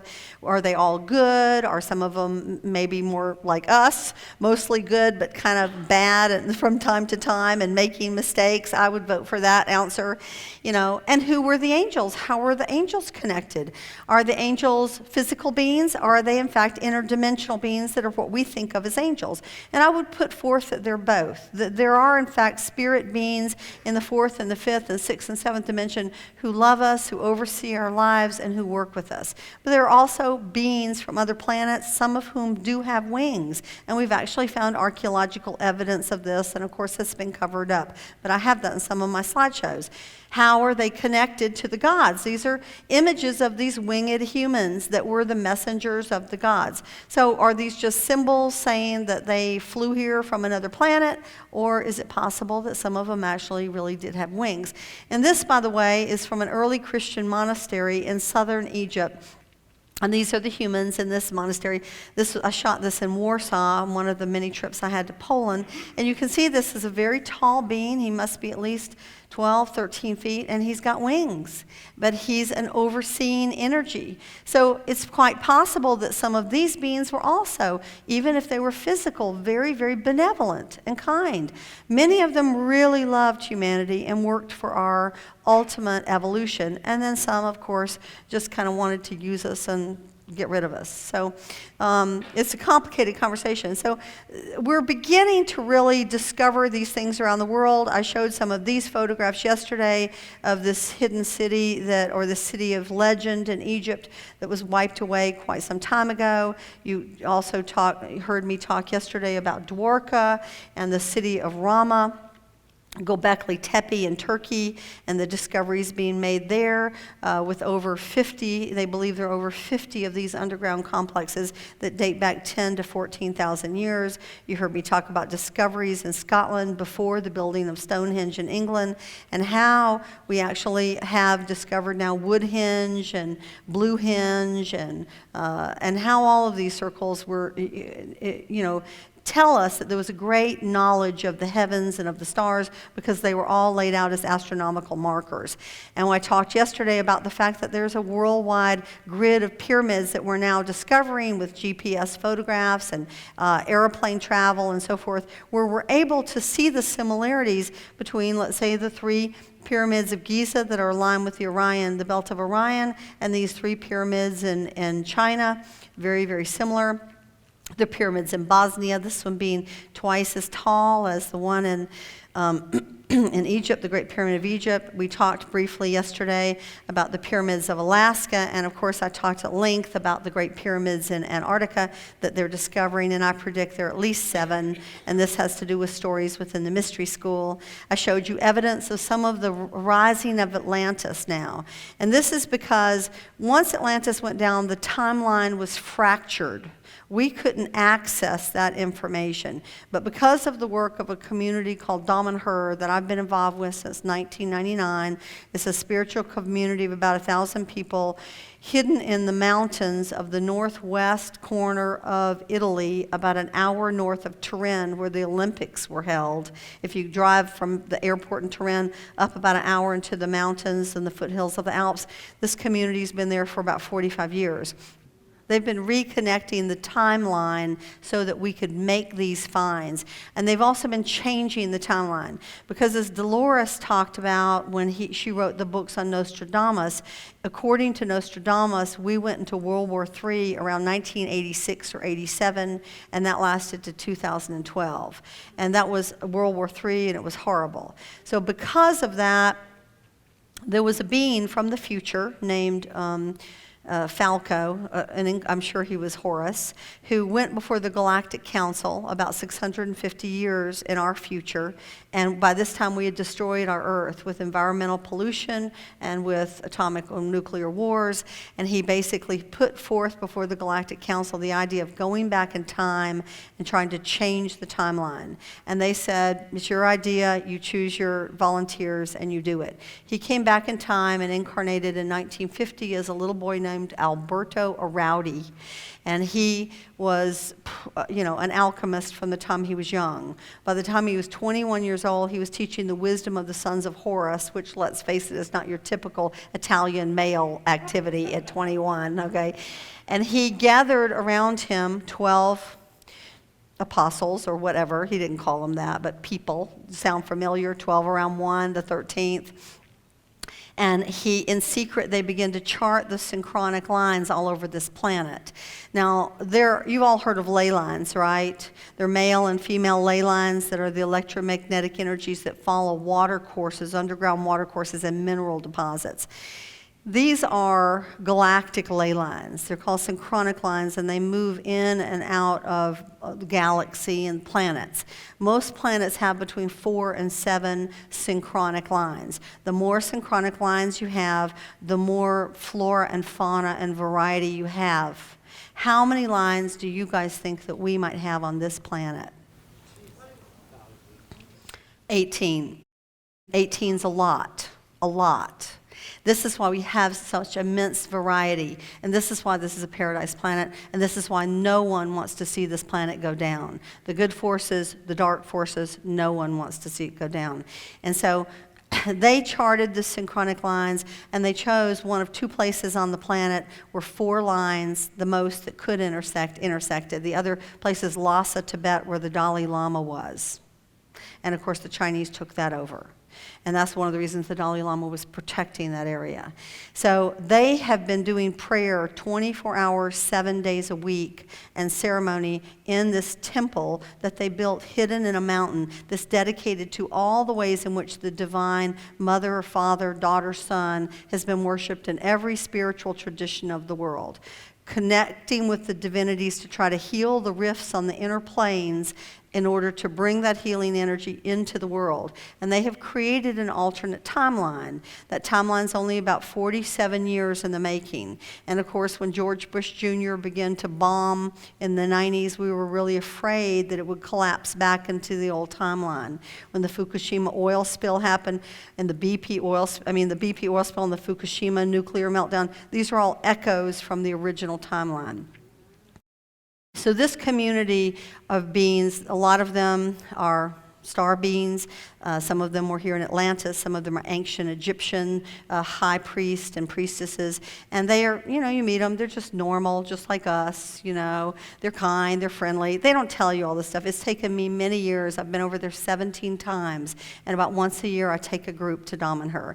And any of you that are interested in keeping up with me, come give me your email downstairs, and I'll let you know whenever I'm doing a trip or anything like that, if you're ever interested. But they have a mystery school, and because of their work, this is why these kinds of places are being found today. And for those of you who weren't here yesterday, I'm just showing you the GPS photograph of the pyramid at the Azores underwater and these are some of the other pyramids and the enclosure around it. This is, of course, Donna Ana National Park. This is not a painting. It's a real photograph of temples under the water with barracudas going by and Athena. This is in the Bahamas.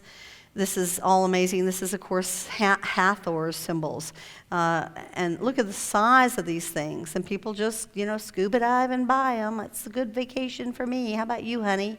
Okay, so here we are, just scuba diving. They're not even asking where these things are coming from. Yep, ancient Atlantis. And if you know the Hermetic symbols, you understand that's Hathor. That's a temple for Hathor. Here we are, temples for Hathor. Little Mr. Shark going by. This is off the coast of Cuba. There are many temples there. And this whole area from here, these are some of the ones I showed you yesterday. Here's some more of those from yesterday. Here are more of those. Here's just fish, schoolless fish swimming by. La-di-da. There's old Atlantis. Seen it before. Here we are with another shark. Check it out. This looks like a sphinx down there. This is off the coast of Cuba. Look at this. This is like a city underwater. An entire city. And of course, this is all where we're starting to remember and ask, what was Atlantis? How did it happen? Were there earlier ages? Was there a time with Lemuria, as we find the remnants off the coast of Japan? And where was Atlantis? It was both on the eastern and the western seaboards. And so we're beginning to reconstruct our planetary memory. And all of this is connected to these cycles of time. And so now I'm going to explain to you a little bit about how the cycles work. Are you guys interested in this? It's pretty interesting. Now, I want you to notice Hermetic symbols here, the tree of life. The tree of life is connected to it all. This is why it may be part of my next book about the legacy of the gods, because it's really key to understanding how to activate and travel in these higher realms. But also we see this, the yin-yang symbol. This is actually a Mayan symbol of the Hunab Ku. Now, I want you to think of this as the plane of the galaxy. This is the galactic equator. When we drop below the galactic equator, it's like everything spins one way. When we rise above the galactic equator, everything spins the other way. So in other words, there was a time when the sun rose in the west. And there was a time when the sun rose in the east, which is where it is now. Probably once we cross over the galactic equator, sometime in the next 200, 500 years, we're going to have, when we have our pole shift, the sun's probably going to rise in the west for a long period of time. Okay, now that could create, obviously, some havoc. So the first thing, in my opinion, we should do is get rid of the nuclear power plants. Because if we have a pole shift, the first thing that will make this planet uninhabitable is nuclear radiation. And this is why you've got so many ET groups turning off the nuclear devices, and they're monitoring this very closely because nobody knows when this will happen. It could happen in 2 days, 2 months, 2 years, 20 years, 200 years. We don't know. I mean, it's a mystery. And we are the crazy ones that volunteered to come down here during this extremely exciting time. We can go back up to heaven and say, we were there, we knew what happened. We were among the crazy and the courageous to take on Earth at this crazy time, because we are immortal after all. So, this shifting of the ages through the 12 signs of the zodiac and the movement around the galactic center affects us all. There are interlocking cycles of time and space, and it works very much like a giant clock, affecting the nature of consciousness and even atomic matter. And you heard me talk about how everything moves in a spiral and how everything moves like this. We know we can see this as the Earth turns. This is the shape that the stars make as they move. So all of this in consciousness, even though the soul can trump these movements, but it's harder. When you're in a sloth, a trough, a deep space, it's harder to wake up. When the energy of the planet moves up, it's easier to wake up. We're on the upswing now. So this is the difference between where Atlantis was and where we are. They were in the downswing. We're in the upswing. So we can turn out completely differently for us. But let's explain how this works. Here's the Earth. So let's just imagine that here is the sun. And it's the spring equinox of March 23rd. And we are looking at where does the sun rise in the eastern sky? And the background of the sun in this case is Virgo, if the sun was here. So this would mark the age of Virgo. So over the course of 2160 years, the sun we would slowly see it move 1 degree, 2 degrees, 3, 4, 5, 6, 7, 8, till 30 degrees till it ends. And then it moves into the tail of Leo and so forth, okay? So here we are, we've been in Pisces. So let's say the sun was here and the earth was looking over here, and Pisces has been our background. Here's Aries. When Jesus came, the sun was rising about here. So now the sun's rising right about here, okay? And so we've got about 2160 years that the sun's going to be rising in the spring equinox in Aquarius. And there's some that feel like, it's right here, it's the end of Pisces. So it's right in this very, very early era. So this energy affects human consciousness. And what's interesting about this is the opposite sign is very important. About 1,000 years into the age, the energies of the opposite sign seem to come into play. So for example, about 1000 AD, finally, poor little Mary, the mother, got to wear a halo. All the boys' club got the halos right off the bat. But it was about 900 AD before Mary finally got a halo, okay? And then you had the troubadours of love that came in that were all talking about the Divine Mother. And you had the Hebrew Kabbalah where they were talking about the marionette, and, they were really talking about the Divine Feminine. But they had to conceal it all in all this other fancy schmancy language in order to get under the radar of the church. And so you had Virgo, the energies of Virgo, which is Isis, coming in. So here we're moving into Aquarius. Look what's opposite, the great lion of God. What did I tell you yesterday? The lion is the Christ.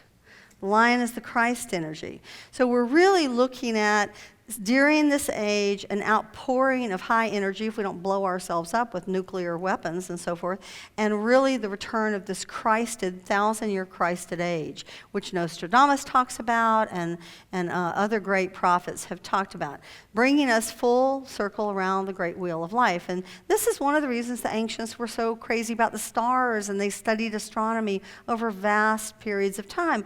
They understood these movements, and they understood that the universe is multidimensional, that the dimensions are nested within one another, much as the orbits of the planets around the sun are nested within one another. And one of their symbols for time was the snake. Yes, our friendly neighborhood garden snake that we have to make friends with. And so it was the circle of the snake. And so you can see here the snake is biting his tail, which is to say that we go through the entire journey and we end up at the place where we begin, knowing the journey as if for the first time, where we begin to wake up and remember who we are, okay? And we find out if we graduate from Earth School on the grid of time and space, part of the Alpha and the Omega. So one of the symbols was called the Aurora Borealis, which, let me just tell you, that's a hard one to spell. Aurora Borealis, they could have come up with a simpler name, in my opinion, but this is what it's called. And we see it in many different cultures. Here it is in China. Here it is in Japan. Here it is in the Native American Navajo. Here it is in the Greek, okay, and he's tooting the horn, the trumpet of awakening. And here he is. And now, what the heck is this little iguana dude doing wearing a crown on his head? Can anybody guess? This is the crown of mastery we're all going for. Okay, are you a king of heaven, a queen of heaven? Have you graduated? Have you achieved oneness with your divine nature? Do you know really who you are? So you have the whole journey of time to do it. And of course, what are the things you have to balance? This is air, earth, fire, and water. Okay, and we balance, of course, with soul or with spirit. This is the same conversation. Here's our friendly snake, and he's got a big old crown here. And this is all about the balance of the male and the female that brings us into union.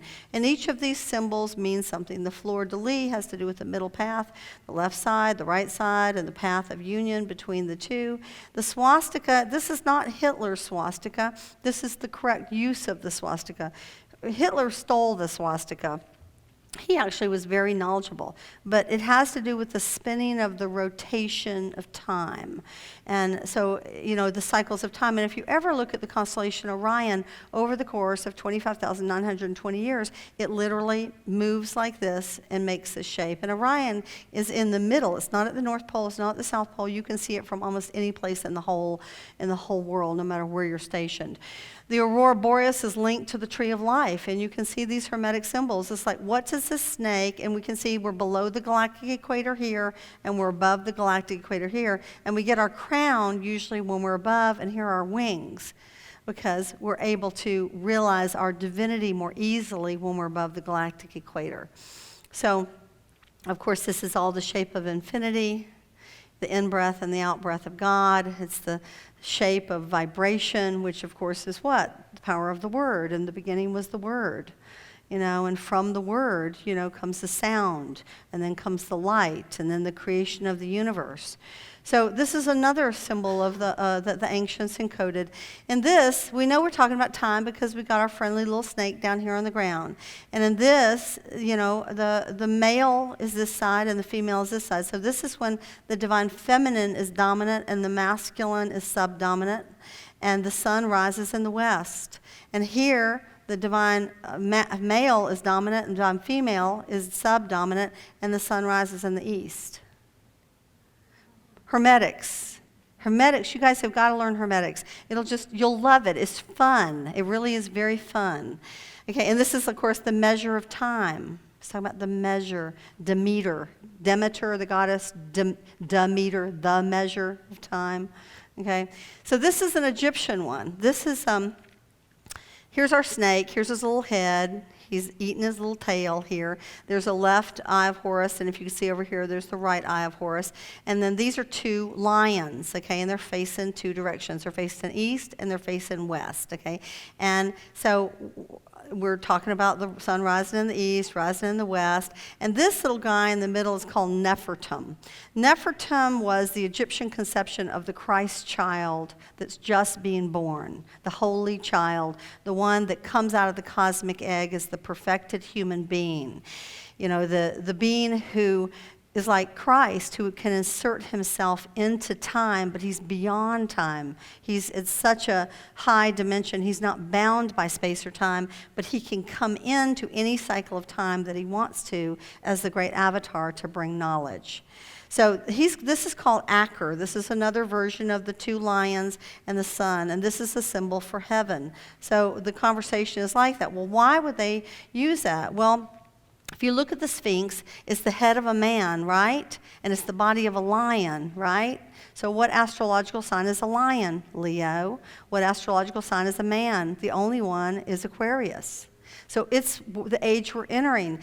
So the Sphinx faces due east. He's literally right here. Here's his little rump. Here's his little head. He's looking east. And this, when Atlantis went down, Leo was just rising 12,000 years ago, okay? Now, guess what's happening? Aquarius is starting to rise, and Leo is at the rump of the Sphinx. This all has to do with, they knew this. I mean, the gods knew this, and the ancient civilizations knew this, and they encoded this in monuments, but we're just starting to decode it. And the mysteries have all the clues to be able to really decode that. So Leo, of course, is the heart of the lion. This is the star Regulus. It's 5 times the size of our sun, and of course, that's where you entered for the mysteries. The paws of the Sphinx are like that. You literally went into the heart of the lion to go into those underground temples. And I have pictures of this in some of my books. And of course, Aquarius is the man. So this is in the mysteries. If you want to study the mysteries, they kind of put you in this place for a couple of weeks or even a month, and it was called the Chamber of Reflection. And you had to write a philosophic will while you were there. But there were certain things that you could contemplate, and these were 3 of the symbols. This represents time. This represents knowledge or wisdom, and this represents eternity or the flowering of your true divine nature, the lotus blossom. Okay, and on the wall there was another thing, which was like the sun and the moon, and in the middle was the bright and shining star. So you're masculine, you're feminine, and then there was a ladder going right up, and angels were climbing up the ladder, up and down, and there were keys there. It's like, could you figure it out? Climb the ladder to heaven to claim your divine self. Awaken who you really are. It's really so beautiful. I love the mysteries. They're so great. So now we're going to look at the cycles of time.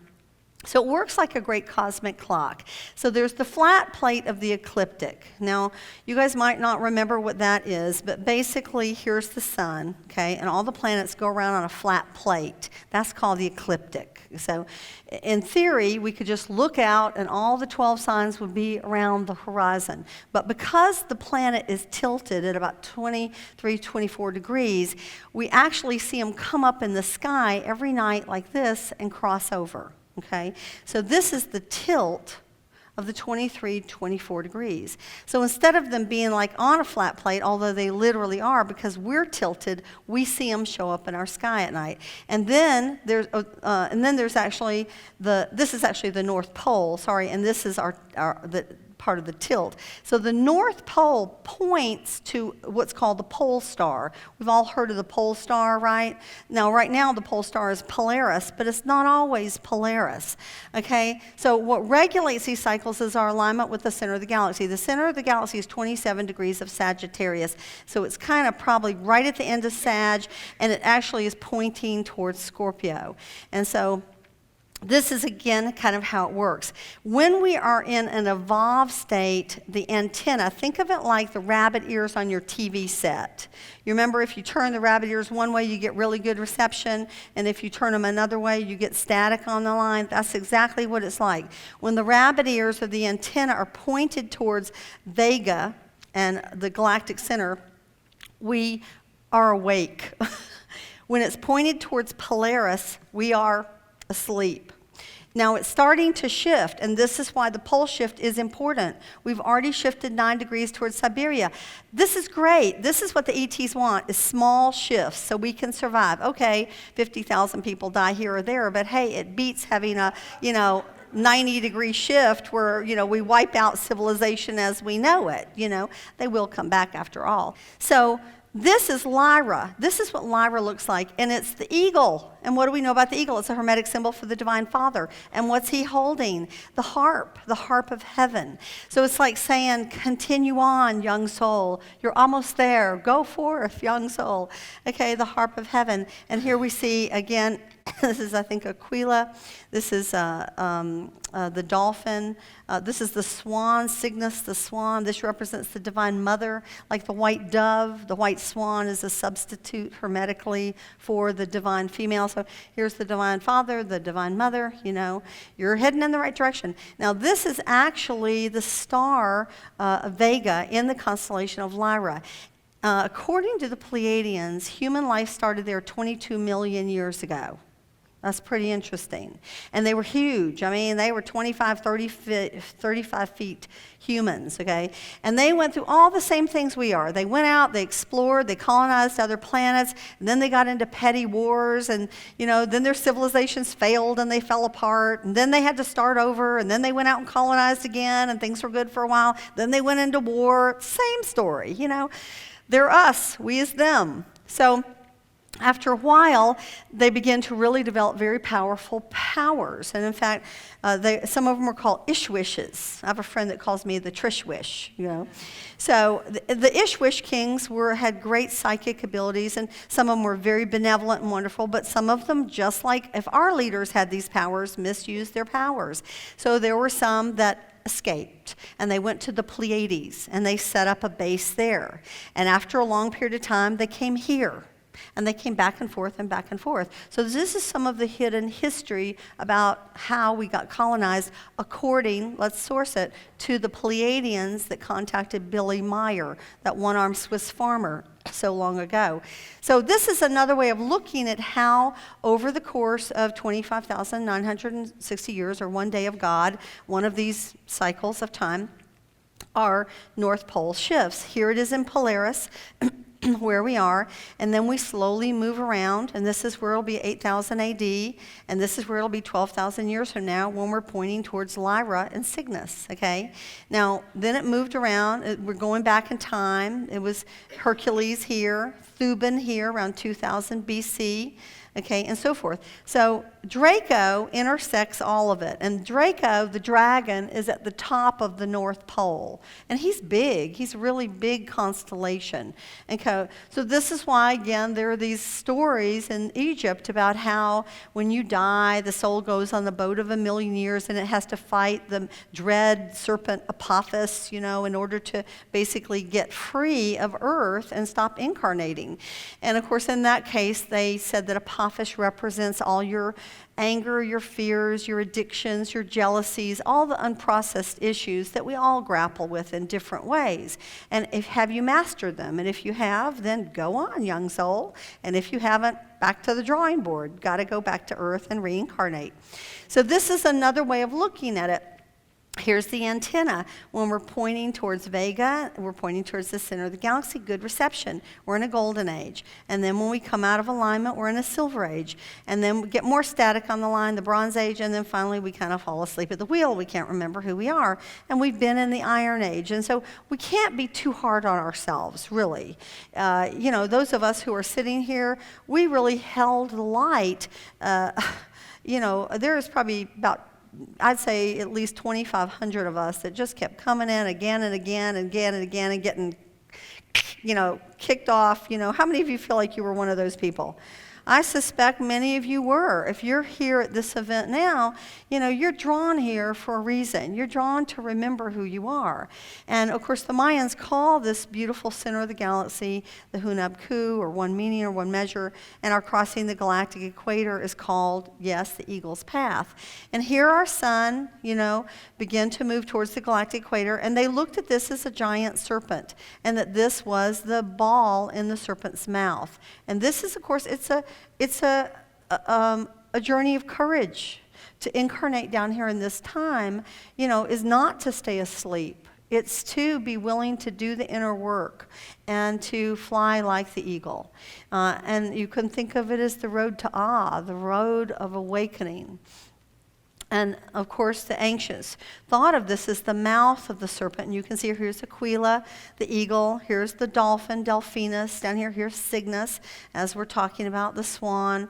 Here's Hercules. These are one of the solar lords, Here's Lyra. So you can sort of see we're coming from here. We go through Draco, we hit Lyra, and we come into the heart of heaven, so to speak. Now, the Mayan Dresden Codex believed that there was, at this time, something remarkable that happened, that a serpent path opened from the galactic center and descended to Earth. Now, I have no idea what this looks like, but I found it in Christian monastery drawings. I found it in Tibetan and Hindu, and here it is in the Mayan. What does the serpent path look like? Is it literally like a dimensional portal through which people who can vibrate at a higher field can pass? I don't know. We're still in the mystery of it. I can see evidence for it. But of course, this is very much this 25,000-year cycle. 13,000, roughly, 12,000 something years below and above. And here we are right here. And we've got another probably 450 to 600 years to finish going through this. But we are close to being aligned with it. So this portal, whatever this portal is, the serpent path could really open. When we look at the tarot, we see this hermetics encoded in the tarot.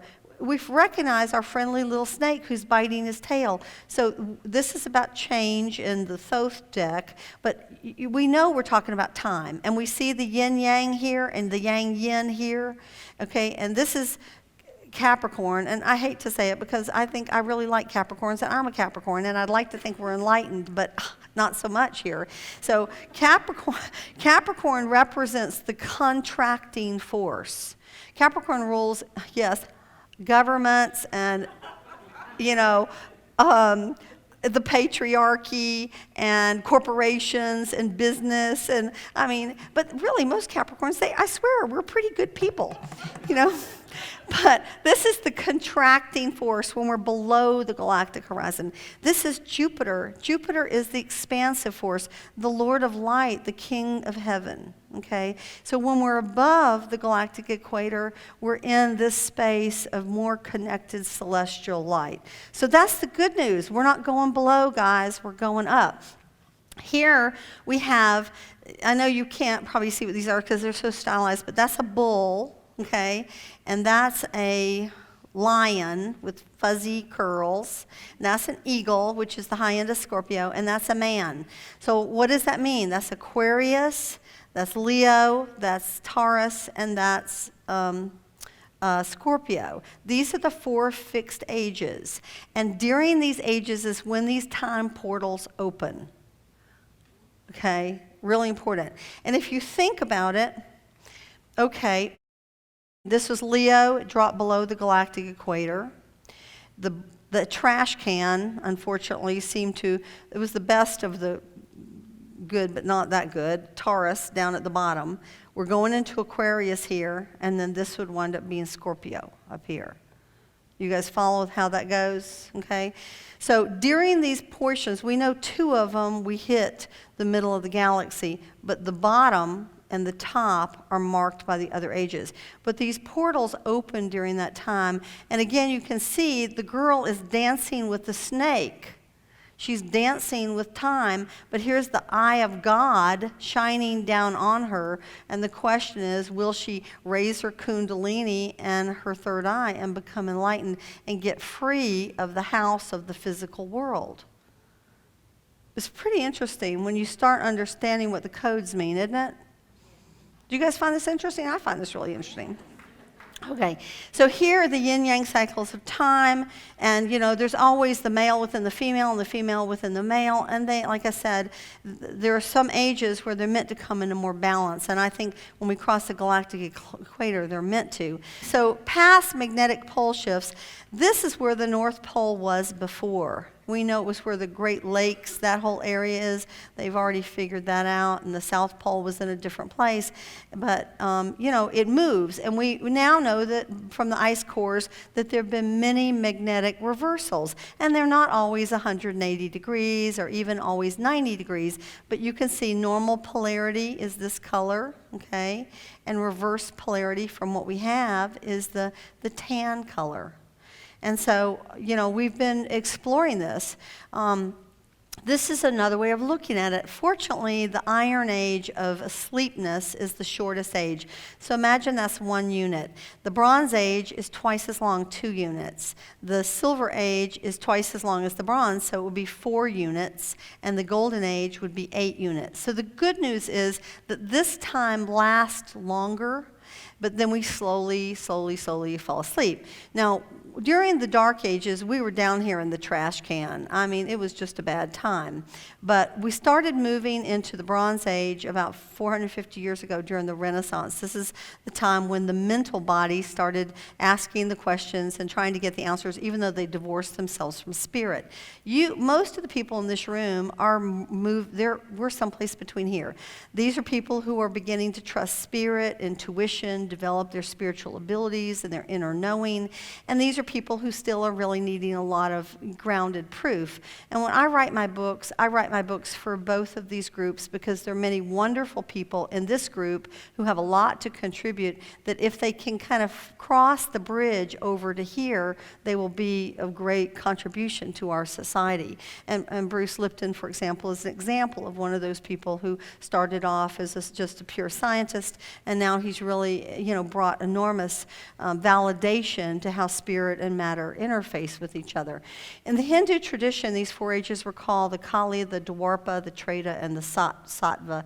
In Western terms, we call them the Iron, the Bronze, the Silver, and the Golden Age. And this is how it works. It goes up, and then it comes back down. And so, as I said, they are different lengths. Fortunately, they're not all the same. So during the Kali Yuga, we're in a kind of a primitive, superstitious, instinctive state of mind. During the Bronze Age, we're in a more mental, intellectual state, the intuitive state. And then up here, we really know we're connected. So this is sort of a brief way of looking at each of these. Reaction to life in the Iron Age is through superstition, omens, and rituals, belief in shamans, witches, witch doctors, oracles, and medicine men. This isn't to say these things are true or false. It means that ordinary men in this state of mind are unable to differentiate between truth and falsehood, and they're at the mercy of the soundness of the original observer, in this case superstition or the actual integrity of the shaman. Okay. In the Bronze Age, this is the next higher states characterized by the ability to see the basis for ideas, logic. This state of mind demands corroboration of things passed off as fact. They better be provable by demonstration. Unfortunately, this state of mind, finding correct answers is a long, laborious job, and without canny inspiration, is very difficult. Even Francis Crick, who discovered DNA, only understood the shape of it through a dream that he had with 2 entwined snakes. During the Silver Age, the intuitive phase of mind is very rarefied. The attributes are accurate and instantaneous knowing, though not infallible. The state of mind is canny, cunning, and clever. The state of mind is the source of inspiration, which can guide reason. It simply knows and asks for no demonstration of proof. How many of you know people in the Bronze Age? Just totally logical and mental, and they can't get to the spiritual yet. How many of you feel like that you've moved over into more of an intuitive exploration of who you are, spiritual exploration? How many of you feel like you're kind of in the middle between those two? And it's perfectly fine to be in the middle. I mean, both are good. And so then there's the superconscious. This state of mind is in which the third eye is completely open. All the chakras are in excellent stages of development. The soul is operating through the body in the physical plane, completely aware of its relationship to the god or the goddess. So how many of you can relate to this state of consciousness? How many of you would like to be in this state of consciousness? Yeah. Yeah, I'm with you, okay. And we'll get there. We really will. So the conception of these world ages is shared by many people and nations all over the world, and the number of catastrophes, of course, differs based on what the memory of that culture is. The Mayans think that there have been 3 of these earlier ages, where then there's been a wiping away of everything, and so we're in the 4th age. The Etruscans believe that different races of gods appeared, notifying mortals at the end of each age. Well, what do we have now? We got lots of ETs coming in and warning, hey, get your act together because, there could be disaster. And so this is very interesting that the Etruscans knew that. The Greeks believe that there's a period called the supreme year, at the end of which the sun, moon, and all the planets return to their original position. This year has a great winter called by the Greeks kata or lismos, which means deluge, as in the great flood, and it has a summer called by the Greeks epiros, or combustion of the world.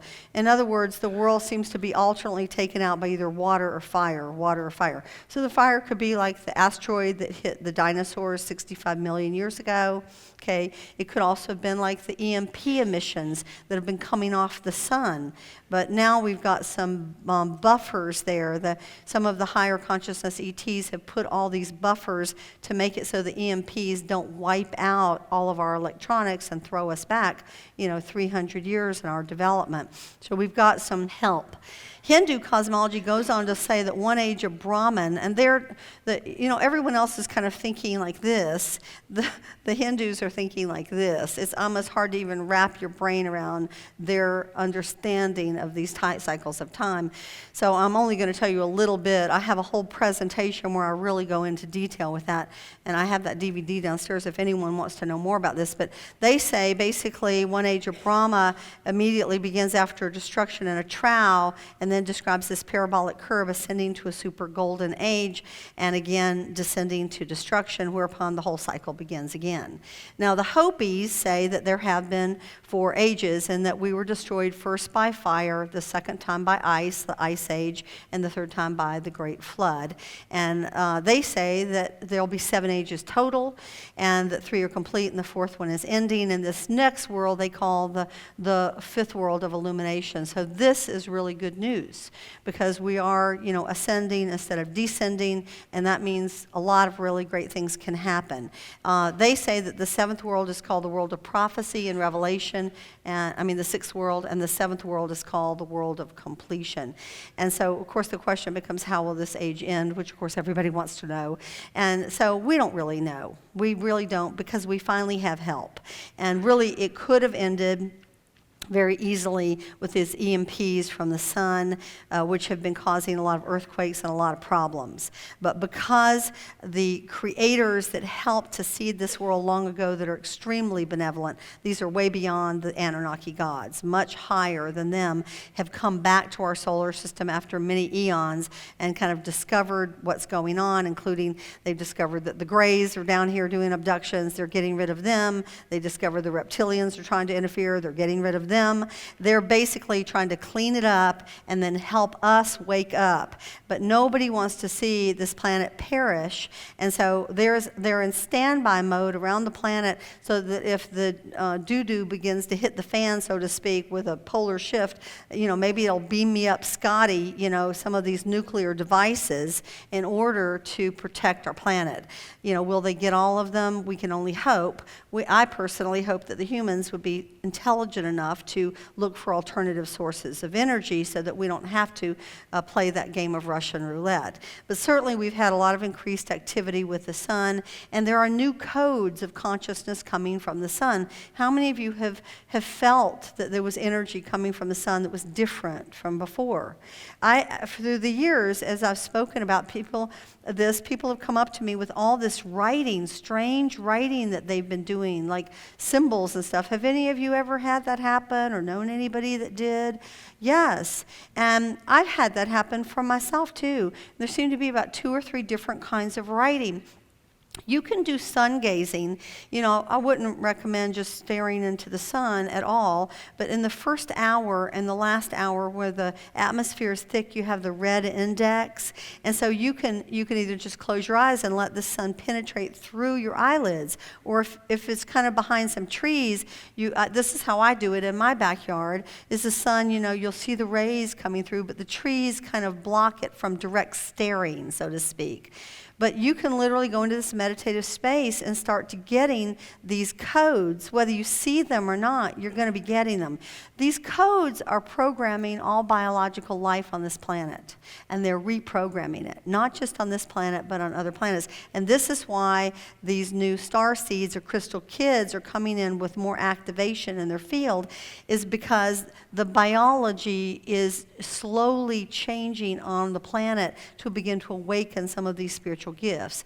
These solar winds of change, certainly could affect and have affected our magnetosphere. But as I said, some of these benevolent ATs, they put these devices throughout the solar system in order to try to buffer the negative effects of these strong winds. But basically, what they're doing is creating changes in our DNA, for the young in particular. And so certain species are dying off, and that's not to say we shouldn't try to save as many as we can. We should.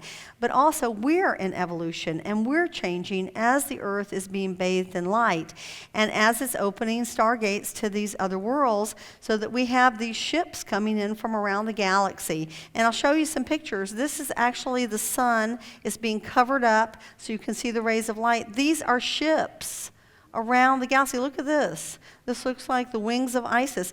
This is not dust mites. These are gigantic cylinder ships, huge motherships, and gigantic flying machines from all different races. Here's another one. Here's the sun. Look at this, a disk. This is from NASA. Here's the sun. Here's another one. It's got some things coming off of it. Here's another one from the sun. Okay, so it's creating plant changes also to our whole solar system. When I was growing up, how do many of you remember this is what Uranus looked like? Okay, in the science books, this is what Uranus looks like now. It looks completely different. How about, and this is actually more recent pictures that NASA has taken of Uranus with rings around it. And look at all these lights lit up at the South Pole and the North Pole. That's because the poles are going to change on every single planet in our solar system. Here's Jupiter. This is how Jupiter used to look. This is how Jupiter is looking. And this is now Jupiter. Look at the poles. This is Saturn. Saturn, we've discovered this mysterious hexagram. Look at that, 6-sided. And look what's happening to it right now. Because the poles are going to shift for every single planet. The solar light is sending forth energies from the higher dimensions, bathing the earth to transform consciousness and, of course, biology, and opening portals of transformation through which higher beings are coming. This is a time of the return of these great avatars from the higher realms. And, they're not just sitting in caves meditating, boys and girls, okay? They're out among us, and they're, us. I mean, we are in the process of being activated. And some of these masters we know about, and they've been coming in, many of them, to change the world, but now they're even more. It's also the time of the return of White Buffalo Calf Woman, according to the Native American prophecies, and the awakening of the Christ light within each and every one of us, male and female within, creating new possibilities for a new direction for the earth. Now, there's talk about the splitting of the earth, and that's a very interesting concept. It's hard to know what to make of that. What does that look like? As much as I'm a mystic and a clairvoyant and all of this kind of stuff, there is a part of me that's extremely, science-oriented, and I like facts. What do you mean? How's the earth going to split? How's that going to look? I genuinely don't know. But the Hopis talk about this. Dolores talked about this, that basically there'll kind of be two realities. Now, are we really talking about the fact that all the souls that kind of can't get with the program and that are so remedial are going to be beamed up, put in suspended animation, and put on a planet where they can beat each other up some more. I mean, maybe that's what we're talking about. Maybe they got another planet in mind for them. I've often thought if we could put all the Ayatollah Khomeinis and all those crazy people on the same island together with no weapons and just let them be at each other, it would really rid the world of a lot of problems. But so I really don't know what this is going to look like. We're in the mystery of it, and sometimes we just, we just have to do our inner work, stay connected, stay centered, and know that we're immortal. Stay out of the fear, and other than that, be in the mystery. But I will say that there are prophecies that I've been very deeply involved in about how there is an awakening of souls that will move up into this higher dimension. Is this the serpent rope that comes down? Is this like connected to the tree of life? I don't know. I really don't. I know that, I put together a lot of pieces of the puzzle, as you can see, and there's lots of things I really know. There are other things that I got these pieces, but I don't know all the answers. And so this is definitely something to contemplate. In the Hopi, they talk about the fact that there are 9 separate prophecies. I have a whole presentation on this, and we're at the last prophecy. And the last prophecy has to do with these star children that come down, and there's a blue star Kachina.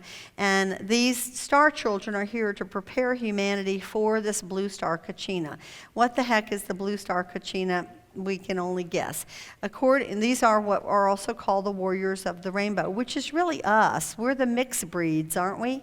We've all got every nation of the world flowing through our veins. We've come from everywhere. And I think that's a strength, personally. So according to their prophecies, the house, or the UFO in the sky, will land in the village plaza, and the blue star Kachina will come out of it, and then he will reveal to the people who they truly are. And this, according to them, will mark the end of the fourth age.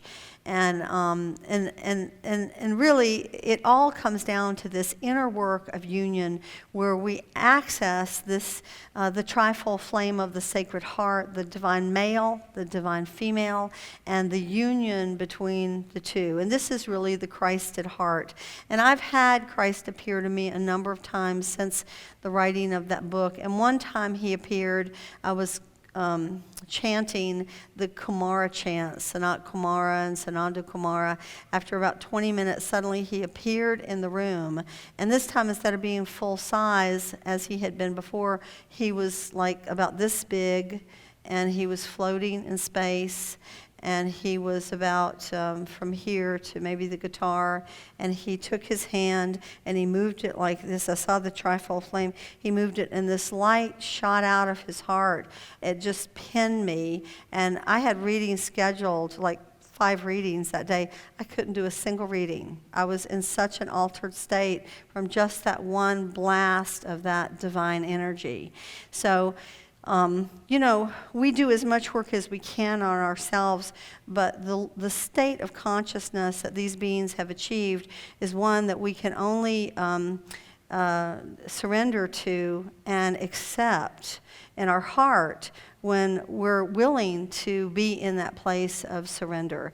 And it's a state that can transform us, transform our relationships, and transform the world. And so in doing so, we are able to connect with our I Am presence and with the divine that truly eternally resides within each and every one of us.